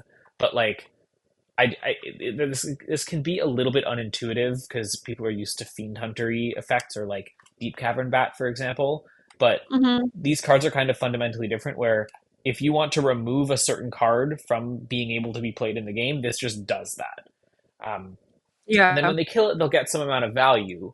But I think most of the time, the value they're getting is worse than just getting the card back by a good amount. And a 3 mana 3/3 Yeah. Death Touch is just very good, I think, or at least like pretty good stats wise. So I like this card a lot. I don't think it rises to bomb level, but I'm giving it a 4. I think I'm splashing it sometimes. I agree. I think I have no notes. That's perfect. All right, next up we have Yathin Roadwatcher. This is 1 white, black, green for a 3/3 human scout. When this creature enters, if you cast it, mill 4 cards. When you do, return target creature card with mana value 3 or less from your graveyard to the battlefield. This card's cool. Interesting. Um, Yeah. it does reanimate. It doesn't just return a hand. So it's 4 mana and it makes 2 bodies, and then it doesn't need to be within the card's milled, right? Return target creature card. Yeah, no, it Yeah, from doesn't. your graveyard. I think this card's great. It's 4 mana for a 3/3 that, brings back another body and then mills to kind of enable itself. I don't think because it's 3 colors and doesn't do like one specifically strong thing that wins the game, I'm taking it at like a 2. I'm probably taking it at about a 3, but I think the card's very good.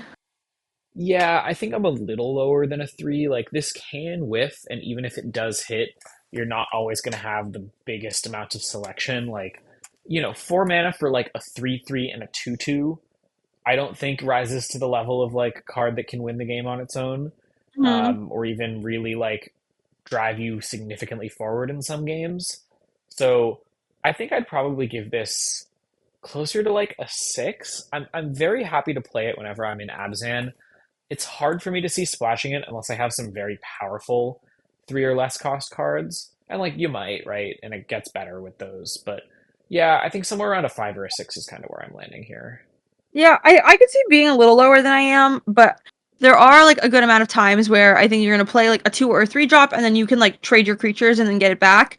Yeah, And I think 2 bodies on turn 4, with the addition of the fact that it does mill, like to possibly find something better. I think I probably have it a little higher than that. that's fair. Yeah, I like guess there's we will renew see. creatures in black and green and stuff, so it'll get you Yeah. good value. Revival of the Ancestors. One in an Abzan for the Abzan Saga. So 4 mana total. The first chapter is create 3/1/1 white spirit creature tokens. The second chapter is distribute 3+1/+1 counters among 1, 2, or 3 target creatures you control. And the third chapter is creatures you control gain trample and lifelink until end of turn. So you're getting 6 power and toughness for 4 mana, and then you get a big turn where you give everything trample and lifelink. And you're getting three bodies, and the three of the power and toughness is extremely flexible. You can distribute it wherever you want. This card's dumb. Yeah, like play this on turn four, and you're gonna win almost every game. I think you cast it on turn four. Yeah, I'm splashing it. I think this is a two just because the mana cost is a little bit restrictive, but it could even be like a 1.5. I agree. All right, now we're onto the artifacts. We have Dragonfire Blade. This is 1 mana for a artifact equipment. Equipped creature gets +2/+2 and has hexproof from monocolored, which would be bonkers in probably any set but this one. And then it has equip 4. This ability costs 1 less to activate for each color of the creature it targets. Oh, so that's cool. It gives multicolored Yeah. creatures like a big advantage versus monocolored creatures. It's like basically Interesting. equip three at baseline, because unless you're equipping a colorless creature, it's going to cost one less. And then Yeah. equip two for two color creatures, equip one for tricolor creatures. You'll have a couple of those running around in most games, and that's a really low equip cost. Protection, or sorry, oh, it's not protection, it's just hexproof from monocolored, which is definitely worse, I guess, than I was thinking. But like, there's a lot of removal in the set that is monocolored and just won't be able to target the creature you put this on. +2/+2 is really good stats. Uh, the equip cost matters more than the mana cost, but like 1 mana to get this down is really nice. This card's very strong, I think. I'm playing it in basically every limited deck, I think. I agree. I would give it, just because of the flexibility, like a 1.5, honestly. I think I'm first picking this even over like a reasonably strong three color rare most of the time. Yeah, I think I'm probably giving it a 2. Like, hexproof is great, and +2/+2 is good stats. But it does have, like, without several multicolored cards, it does have a relatively expensive equip cost. That's true. So I'm probably giving it around a 2. That's fair. Alright, so we have Maelstrom of the Spirit Dragon. It's a land. Taps for colorless. It can also tap to add 1 mana of any color only to cast a dragon or an omen spell. So it's for my dragon limited deck. And then it's 4 tap, sacrifice this land, search your library for a dragon card, reveal it, put it into your hand, and then shuffle. Play it in your dragon decks. Thanks for coming in. Yeah, I think our expertise is super valuable here. Put this dragon card in decks that have a ton of dragons. Don't put it in decks that don't, I think. If you have a bomb dragon, I think it's probably worth playing a colorless land in your deck to tutor it I up. think also if your deck leans towards 2 colors and your mana base is very good, and you can afford playing a colorless land, and you have a dragon in those colors that you might want to get, that's like the other possible use case. I don't know how many decks in this format will be able to support a colorless land without I dragons. think pretty few. Like, there will be these monocolor, sorry, not monocolor, two color, only two color aggro decks that are trying to prey on the greedy decks. But those will be few and far between. And part of the advantage those decks get is being able to be more consistent, and you're kind of working against that by playing this. So I'm a person who typically biases away from playing lots of colorless lands or even playing them at all in limited. But four tutor for a dragon and sacrifice your land is worth it if the dragon you're getting is like quite good. So I think you should play this if you have a bomb dragon. I think that's my Dragons. verdict. Dragons. All right. Dalkovan Encampment. This is the white version of these lands. It's based in Mardu, so it enters tapped unless you control a swamp or a mountain. It has tap, add a white, and 2 and a white tap. Whenever you attack this turn, create two 1/1 red warrior creature tokens that are tapped and attacking. Sacrifice them at the beginning of the next end step. So 2 and a white tap, mobilize two, essentially.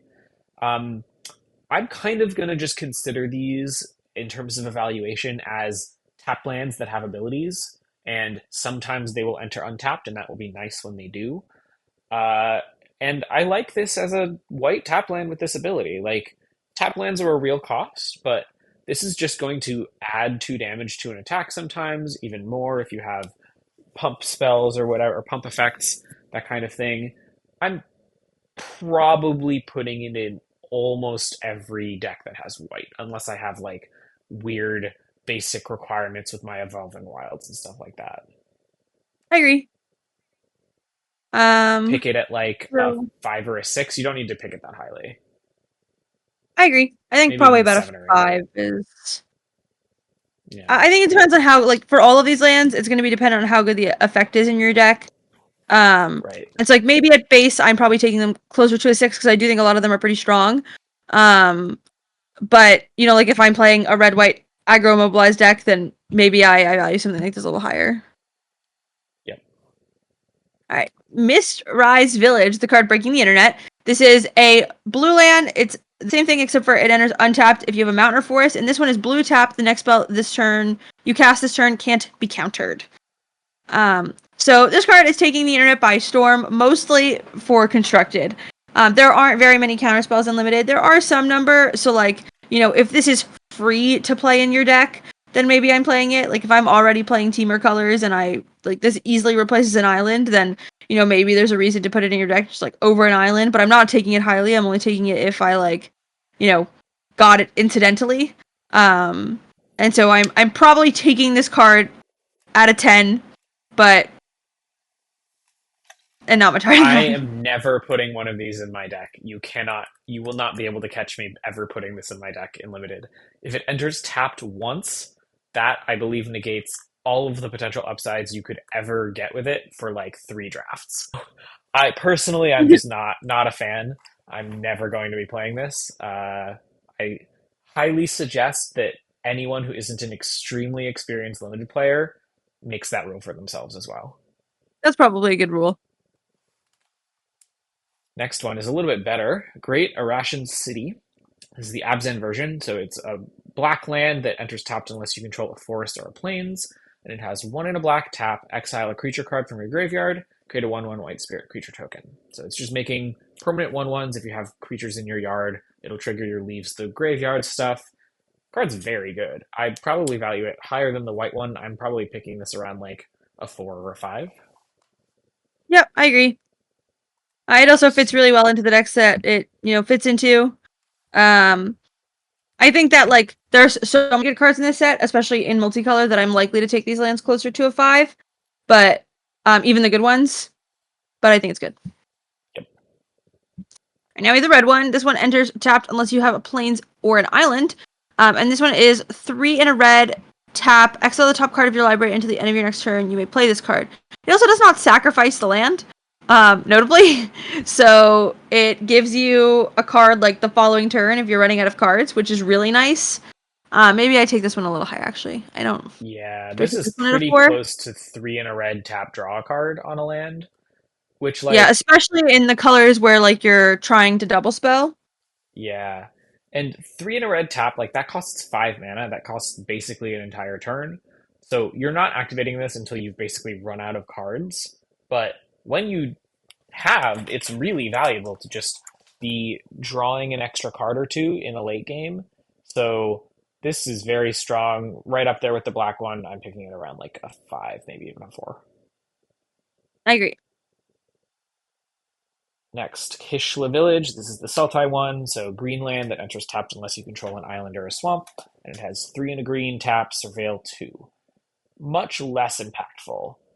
You'll probably play it in a lot of green decks just because it's nice to have the option to do that in the late game and dig to your bomb or just dig to spells, but I'm not excited about it. I don't think I'm trying to prioritize this ever in a draft. The ability is just too expensive, I think, to use it very often, if at all, in most games.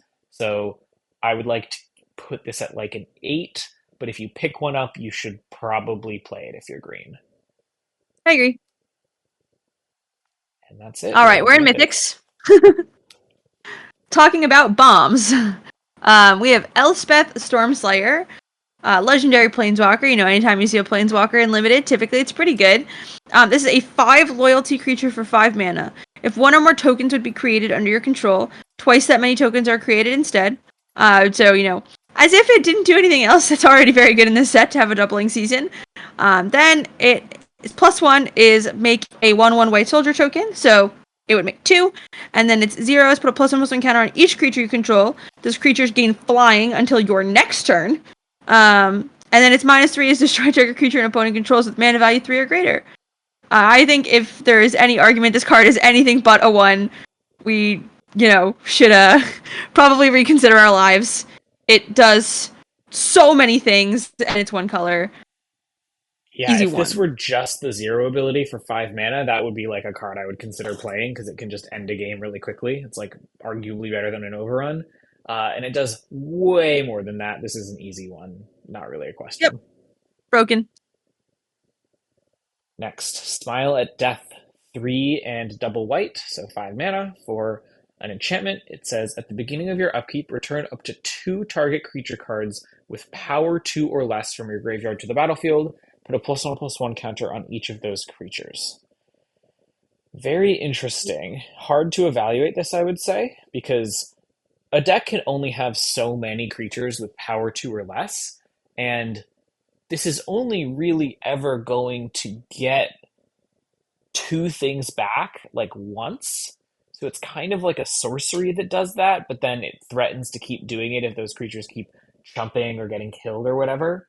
5 mana do nothing when it enters the battlefield is a lot to ask for an enchantment, and the ability is really strong when you do it, but it is I hard think for I me to have this see this getting pretty close recurring to a value. 10. Yeah, I think there might be some decks where it's like really annoying on the opposing side, but most of the time, I think you just should not be putting this card in your deck. So I'm comfortable giving it a judgmenty 10. Just saying we don't want this card. All right, we have a Tie-In Master Opportunity. This is just a 2 mana 2/2 in blue. Flurry, whenever you cast your second spell each turn, copy it, then exile the spell you cast with 4 time counters on it. If it doesn't have suspend, it gains suspend. So this card it's 2 mana, and then for the rest of the game, every time you cast your second spell, you get it again 4 turns later. But technically, you get the original one for whatever it's worth. Just because they Um, have to template it that way so that you can have a real card in exile, kind of, I think. yeah, exactly. This card is pretty cool. I think you want it in all of your double spell decks. I think you probably want it in most of your blue decks. I think you possibly want to splash it if you're playing more than one spell per turn. Just as long as you are ever living 4 turns, getting to cast all of your spells twice is pretty nuts. I think I'm probably taking this at a 1 if I had to guess. I would say like a 2. I think there will be some decks and some games where it just like doesn't do very much at all and it's just a 2 mana 2/2. But there will Mm-hmm. also be games that you win just because this copied 2 spells over a medium to long game. And that's well worth the risk of putting a thing that's only a 2 mana 2/2 in your deck. So yeah, like splashing it is a little tough, but it's kind of nice that this can be the first spell you cast, and then you can copy whatever you cast after that. So it's sort of good on a later turn still, even if you find the mana for it late. I would say a 2, but like it's a 1 power level card a lot of the time, so not too much Good disagreement from card. me. Yeah, good Probably card. pack one, pick one. Yep. Rot Curse Rakshasa.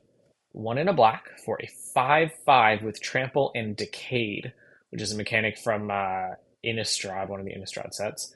It says this creature can't block, and when it attacks, sacrifice it at the end of combat.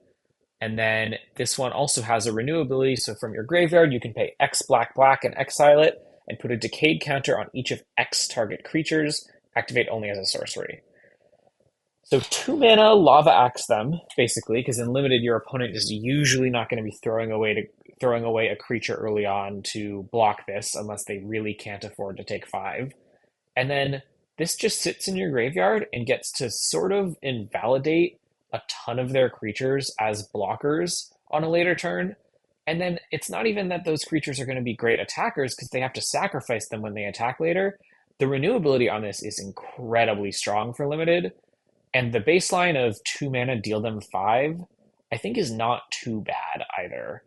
That's a card that you wouldn't normally play on its own, but you're getting almost a card worth of value out of it, and then you get this really strong late game ability. I think this card might be like kind of bomby. Yeah, I think this card's crazy. I think it's just a 1. Yeah, I agree. I'm happy giving it a 1. Card's so scary to see on the other side. All right. Unlike cards that get 1s, this is Dracogenesis. It is an 8 mana enchantment. These are not typically things made for limited. You may cast a dragon spells without paying the mana cost. You see, problems with cards like this in limited is that you would rather pay the mana cost of your dragons than wait till you get to 8 mana to play them for free, because you only have 40 cards in your deck, and you probably only have 3 or 4 dragons. So this is a 10. Yeah, it's an 11. 11, yeah. Not limited. Stormscale Scion. 4 red red for a 4/4 dragon flying. Other dragons you control get +1/+1, and it has Storm. So when you cast it, copy it for each spell cast before it this turn. Copies become tokens. So if you can cast a single spell before this 6 mana card, you make 2/5/5s that double pump all of your other dragons between them. That's incredible. But it's really hard to double spell with a 6 drop. There are maybe certain ways you can like do it kind of in a combo A plus B way, but they're pretty hard to make work. You can have just like a 1 drop and cast this as a 7. That's finicky to set up, but like doable. And the payoff is worth it, but I don't know if I'm ever interested in playing this as a 6 drop on its own, even if I'm in a deck with a good amount of dragons. So I'm skeptical that this is going to be worth playing almost ever. Um, I think if I'm seeing this pack one, I want to make it work. I want to figure it out. Like there's especially in green a lot of ways to ramp. And a lot like there's a couple ways to get treasures and things like that. And a fair amount of like 1/2 mana spells you can play with it.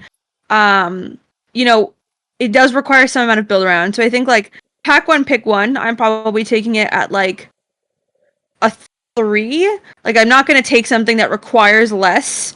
Or I'm going to take something that requires less before I take this. But if I open a pack one, like I think I want to make it work because it is game ending if it does work. But if it's any later than that and I don't have a deck where this is like super going to work, then I take it a lot lower. Yeah, I think I'm not even totally clear on like how you build a deck that really makes this work. Because like you need like a good amount of 1 drops, or there's just no ways to cast spells for 0 mana in this set, I don't think, realistically.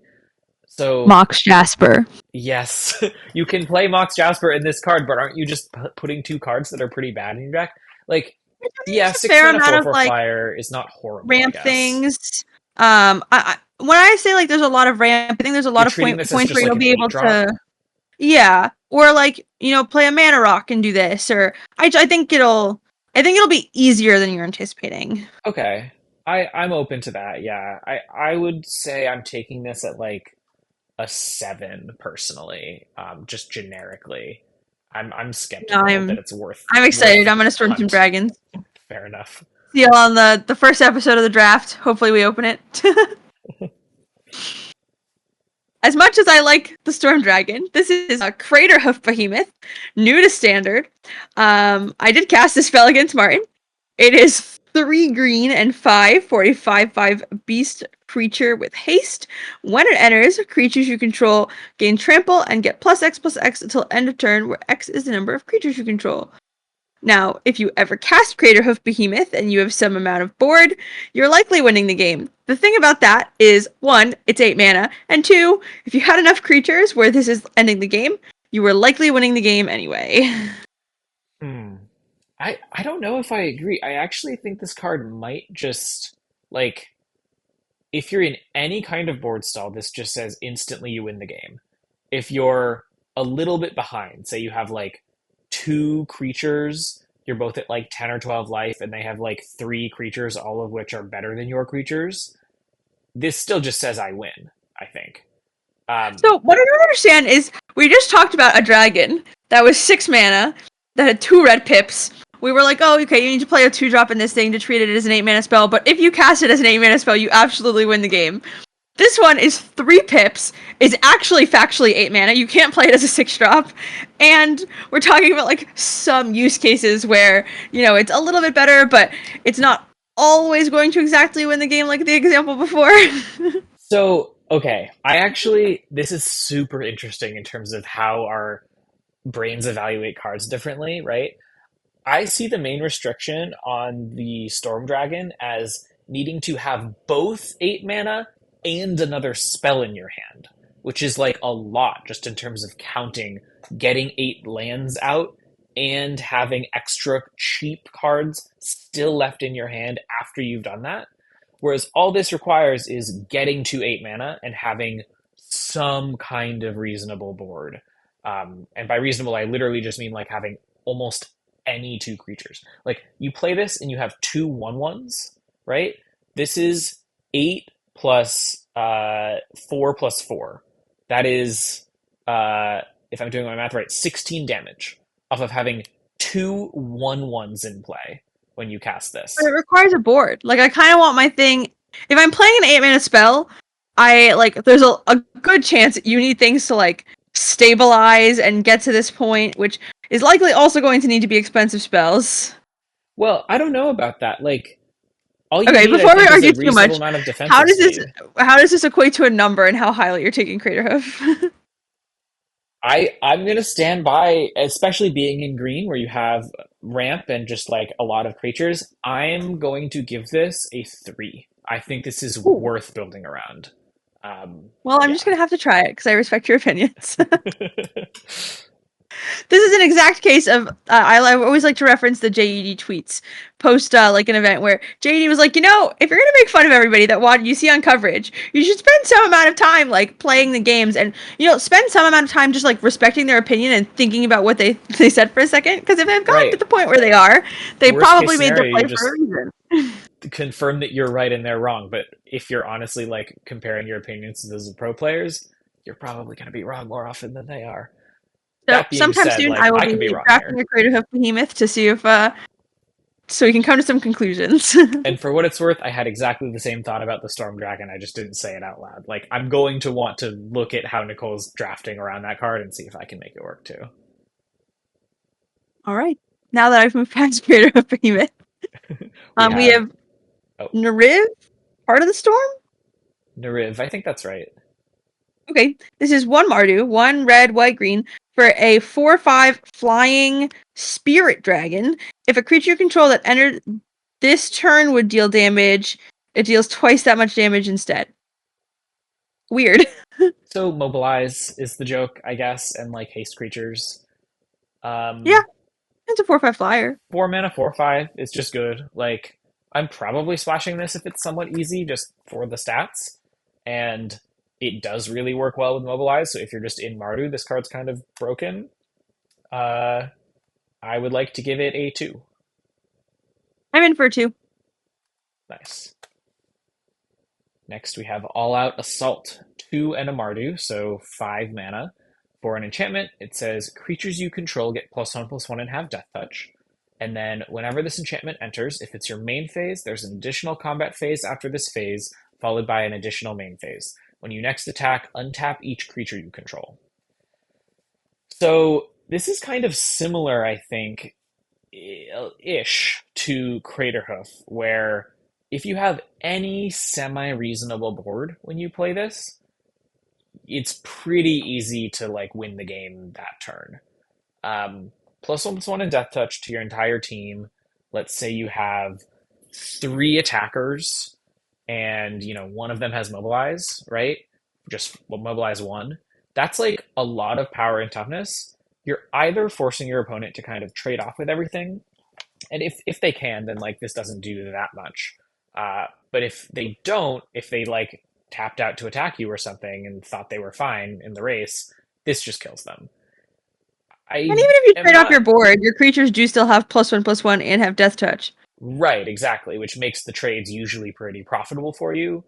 I mean, Hmm. this is terrible on defense, so it is worth noting that like you do really have to build a deck that is going to be good at attacking, but these are the colors for that.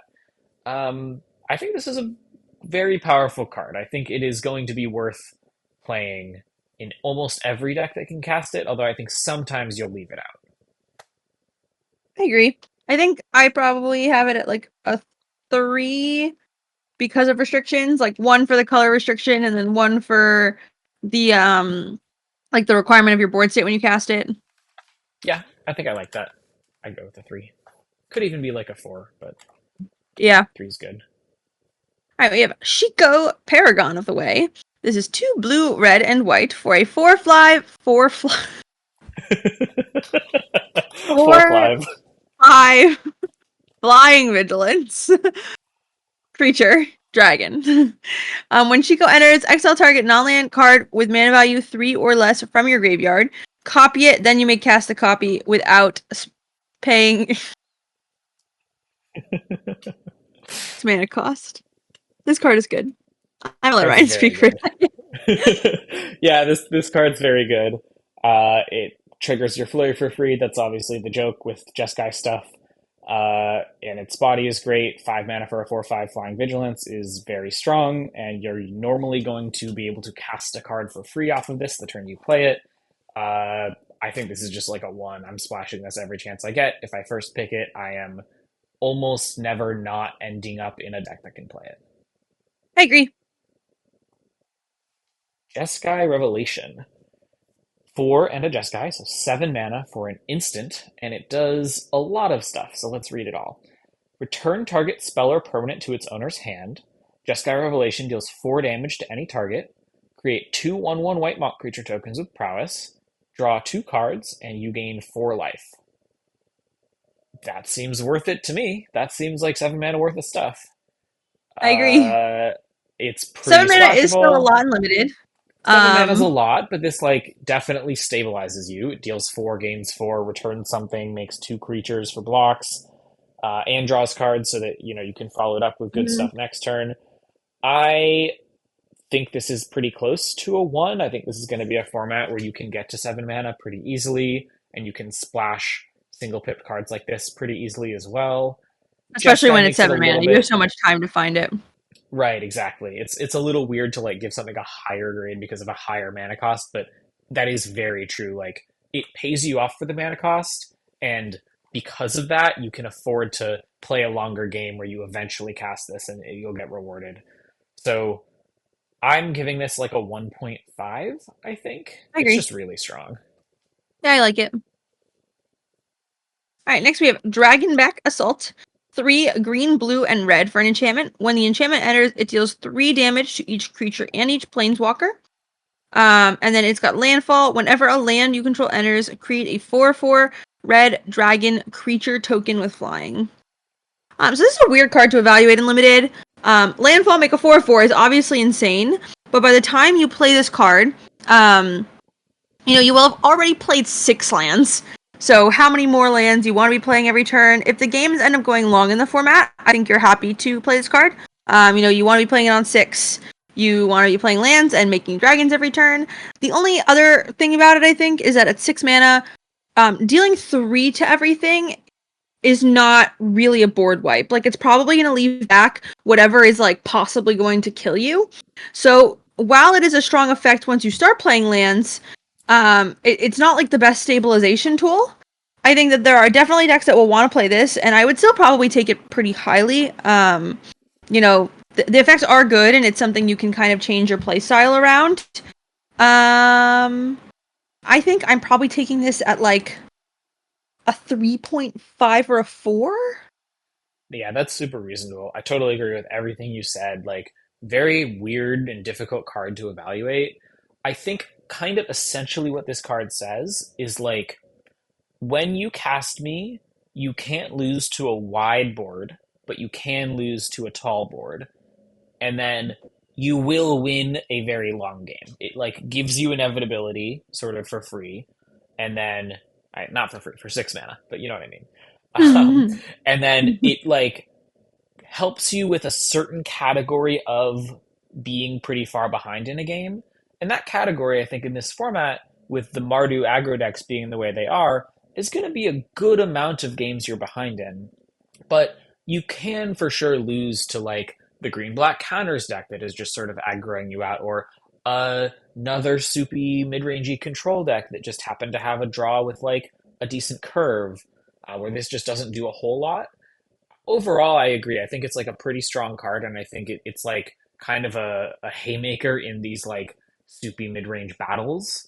So I think I would give it. I think I'm on like a 3. I think I'm like marginally higher just because it's such a unique effect. But like, yeah, weird card. I could even see it ending up being like a 10 sometimes in certain formats. Yeah, So hard card to evaluate, but I think I'm guessing that it's good. Is where I'm at. yeah, I agree. This one, on the other hand, this card's bonkers. Oreni, the Song Unending. 5 green, blue, red. So 8 mana, which is a lot of mana, and Teamer, but it's in green, which makes it slightly easier. And this is a 10/10 Spirit Dragon with flying and protection from white and black, but we're not done. When it enters, it deals X damage divided as you choose among any number of target creatures and/or planeswalkers your opponents control, where X is the number of lands you control. So you're dealing like probably minimum 6 damage, divided as you choose among your opponent's creatures, and I guess they're planeswalkers. And it's a 10/10 with protection from white and black. For most of I removal. don't think it's possible to lose a game where you cast this card. It I does agree. cost 8 mana, but like, I don't care. It's a 1.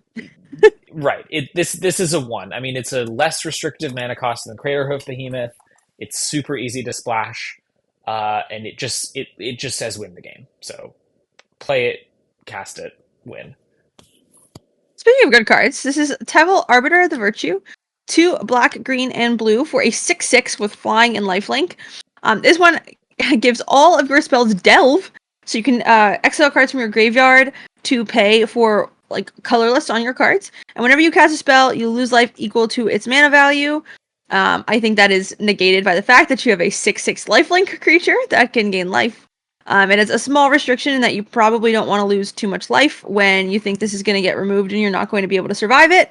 But even if you did none of that, it's a 6/6 with flying and lifelink. I think this one is also probably a pretty solid one. Yeah, I mean, it's a bit weird because like the downside just sort of exists even if you try to choose not to use it. Like you need to cast spells to win the game. But imagine your opponent plays this and you untap and you have a removal spell. There's no world in which you're not snapping off the removal spell to kill it. Um, so like it's a pretty difficult card, I think, to lose when it's on the battlefield, just because you do have control over the spells you cast, and they are not going to be able to enter combat profitably with a 6/6 flying lifelink. So I think it's very good. I might give it like a 1.5, but I guess it does just cost 5 mana. Okay, I'm on a 1. This card's great. All right. All that talk for getting to exactly the same place as you. Death Begets Life.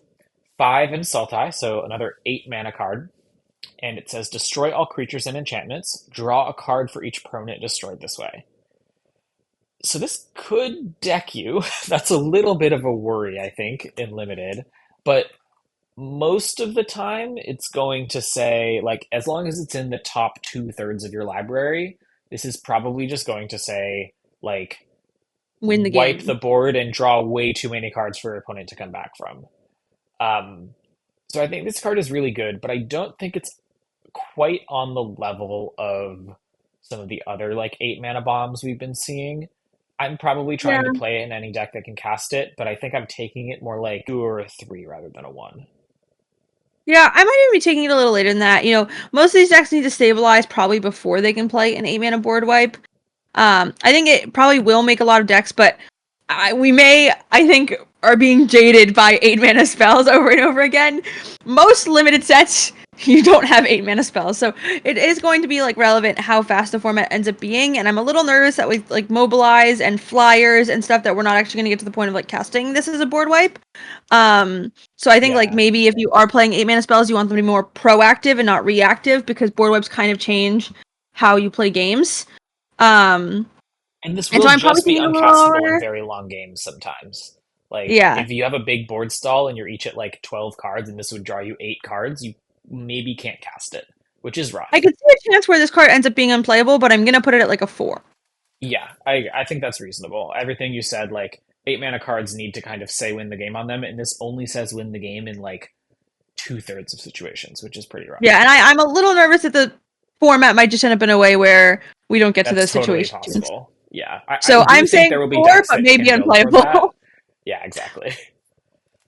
All right, Betor, kin to all, 2 and an Abzan for a 5/7 Spirit Dragon with flying.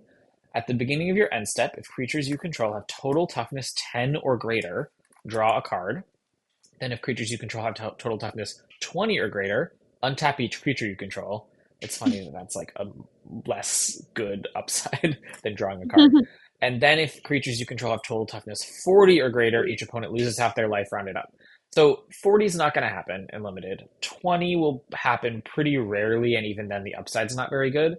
But this is a 5/7. 10 is going to happen like almost every time. If you have 3 toughness besides this, it just draws a card every end step. They somehow That's balance this card to amazing. be both an awesome card for Commander and an awesome card for Limited. Yeah, seriously. Like it honestly might even be too good and kind of tilting in limited. Like 5 mana, 5/7 flyer that draws cards every end step is just like kind of bonkers. But yeah, this is I think a clear one. Yep. All right. Oh boy. Uh, Parination? I think that's right. That's Yeah, what I'm that's going with. exactly right. 3 white, black, green for a sorcery. Return target permanent card from your graveyard to the battlefield with a hexproof and an indestructible counter on it. So sorcery reanimation in limited in the last couple of sets has been better than it's ever been.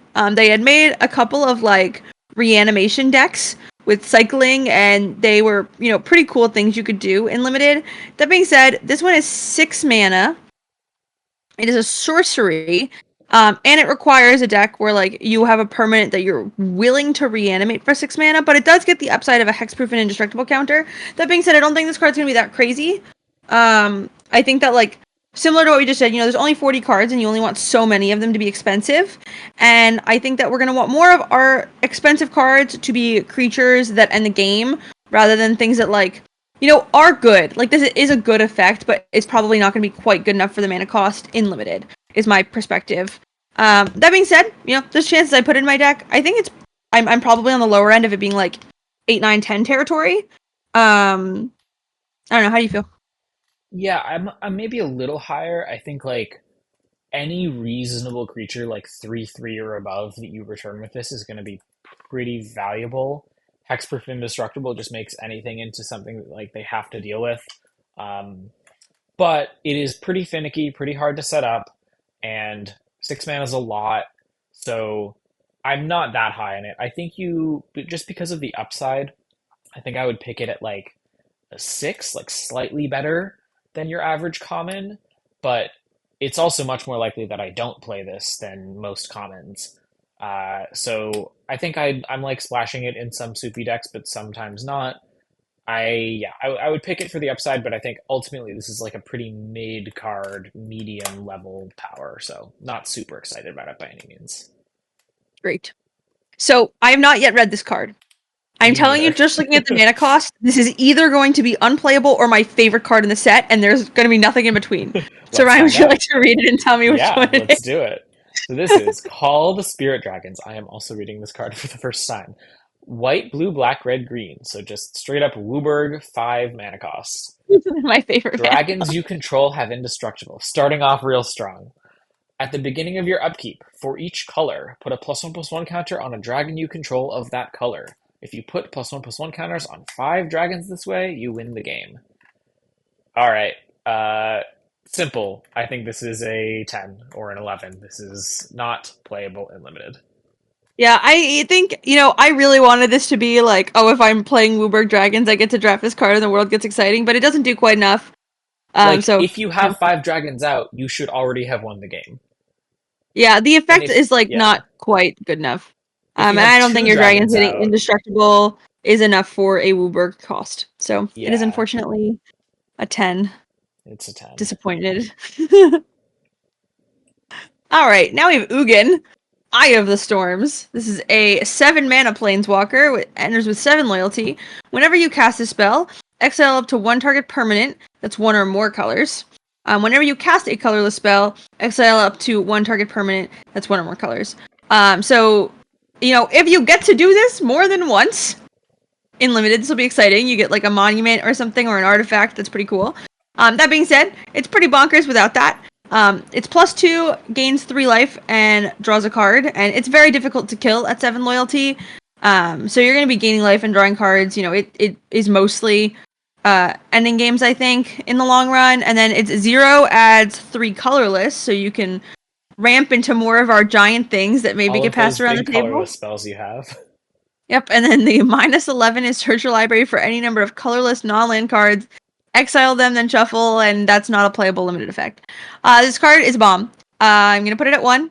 It is the best part of, I think, any card in this set, in that it is colorless, and it does not need to warp your draft around the colors. Um, I think this is, like, easily a 1.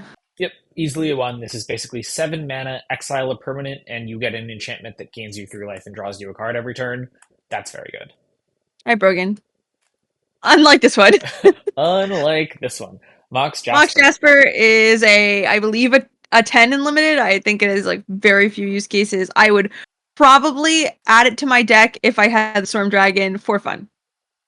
Yes, there's like a couple things like the Storm Dragon, there's the 4 mana, 4/3 that can be a 6/5, but like most of these things are likely just not actually worth it to put this in your deck for, even if you have a couple dragons. So, yeah, like if we're at the Pro Tour, I don't think I'm ever putting this in my deck.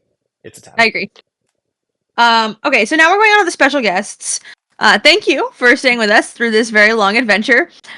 These are fun. So, the special guests for this set, there are 10 of them. There are the fetch lands, and then there are the ultimatums. The ultimatums were printed in Ikoria. They all have a mana cost where it's 7. The lands are the clans, and one of them is 3 pips, and they're all like color pips. So the first one is Eerie Ultimatum. This one is white, white, black, black, black, green, green. For a sorcery, return any number of permanents cards with different names from your graveyard to the battlefield. I don't think this is worth the super restrictive mana cost. I agree. Like These just are to really hard to cast in yeah, limited. you need to be in a fully 3 color deck that is not 4 colors and not 2 colors. Like you need to be very specifically whatever clan these are in and nothing else, or like a tiny, tiny other splash of something else with really good fixing. Um, Most of these are going to be uncastable. Like a lot of these 7 mana spells we're talking about that have restricted mana costs, it's okay if one of your lands is off, but at 7 mana, like your 7th land kind of needs to be when you're casting it, and it's going to be very difficult to have the mana cost. So you, this you one I can't don't think is good cast enough. these without multiple or like lots of dual lands in these 3 colors in your deck, basically. Yeah, You just need the flexibility. So this one is not worth it because it doesn't say win the game on it, so you just shouldn't play it. great. Emergent Top five Ultimatum. cards. This is the Sultai one. Search your library for up to 3 monocolor cards with different names and exile them. An opponent chooses one of those cards, shuffle that into your library. You can cast the other ones without paying their mana costs. I'm not reading win the game, so you shouldn't play this. I had already done that. This is Genesis Ultimatum. Look at the top 5 cards. Put any number of permanent cards from among them onto the battlefield. The rest into your hand. This does not read win the game exactly, but it's close. If you can cast it, I consider playing this one, but I'm not picking it highly. Yeah, I agree. I'm still picking this out of 10, but like there's a small chance I would play it if I were in straight teamer. Inspired Ultimatum. This is the Jeskai one. Target player gains 5 life. Inspired Ultimatum deals 5 damage to any target, and you draw 5 cards. That's getting closer, I think, to win the game. I think I would probably play this if I were in a solidly Jeskai deck, but I don't need to prioritize it. It will come to me if it's opened. I guess like maybe it's worth something and people might rare draft it, but like Yeah, whatever. and it's only if it doesn't have a sufficient, like if my deck already doesn't have sufficient top end. Right, exactly. So I'm picking this at like a 9 maybe. Yeah. And this one says destroy all non-land permanents your opponents control. This one's kind of cool, but it's in Mardu. Yeah. Mardu does So I not don't really think we're want to ever get to casting 7 it. mana. There might be some decks that play this if they like happen to be a bit grindy and have a top end, but like pick it at a 9 or a 10. Yeah. These are going to be great. Fetch lands are fixing, So they are, but I and actually everyone's going think to they're take the worse life. than the common fixers. I think I like agree. you're gonna run into limitations on the basics in your deck, even if you're like an Evolving Wild style deck in this format. And so I think these, at least from what I remember for original cons, you're gonna take them because they're like sweet rares and you might money draft them or whatever, especially in paper. But they're mostly just like crappy versions of the common lands, which are fine. Like you should prioritize them to some extent because fixing is really important. But in limited, these are nothing special. Yeah, are any number of the lands in this set typal? Like, do the tri lands have types on them? Nope, No, if they Nope. did, Yeah, domain so would be kind of they just put broken in basic. standard. Yeah, these are just basic searchers. All right, That's we're it. done. So Woo! thank you, Ryan, for being here. Um, I have put a lot of thought into the set review. I really enjoyed doing it, and things like this are very fun thought projects. That being said, I think we'll both have conversations. It was long. Even there is a lot of long form limited content. This is probably longer than all of the long form limited content, and so it's for a very niche group of people. I think what I'm likely to do in the future is do something like this again, because I think it's fun. I think it's a great way to learn the format, and I really enjoyed, like sitting and talking about Magic for 10 hours. However, it'll probably be something that gets posted more like a podcast style or long form type video on like just Patreons, rather than, like taking all of the videos from the channel for a week. And then I'll probably do one that's like a little bit shorter with a little bit more direct content towards, pick up this hour-long video and learn how to draft the format. That being said, it was a lot of fun. I'm realizing now that had no audio. The So we will entire need to thing? redo the beginning. No. Oh, Sorry. okay, good. Whenever I went to this one,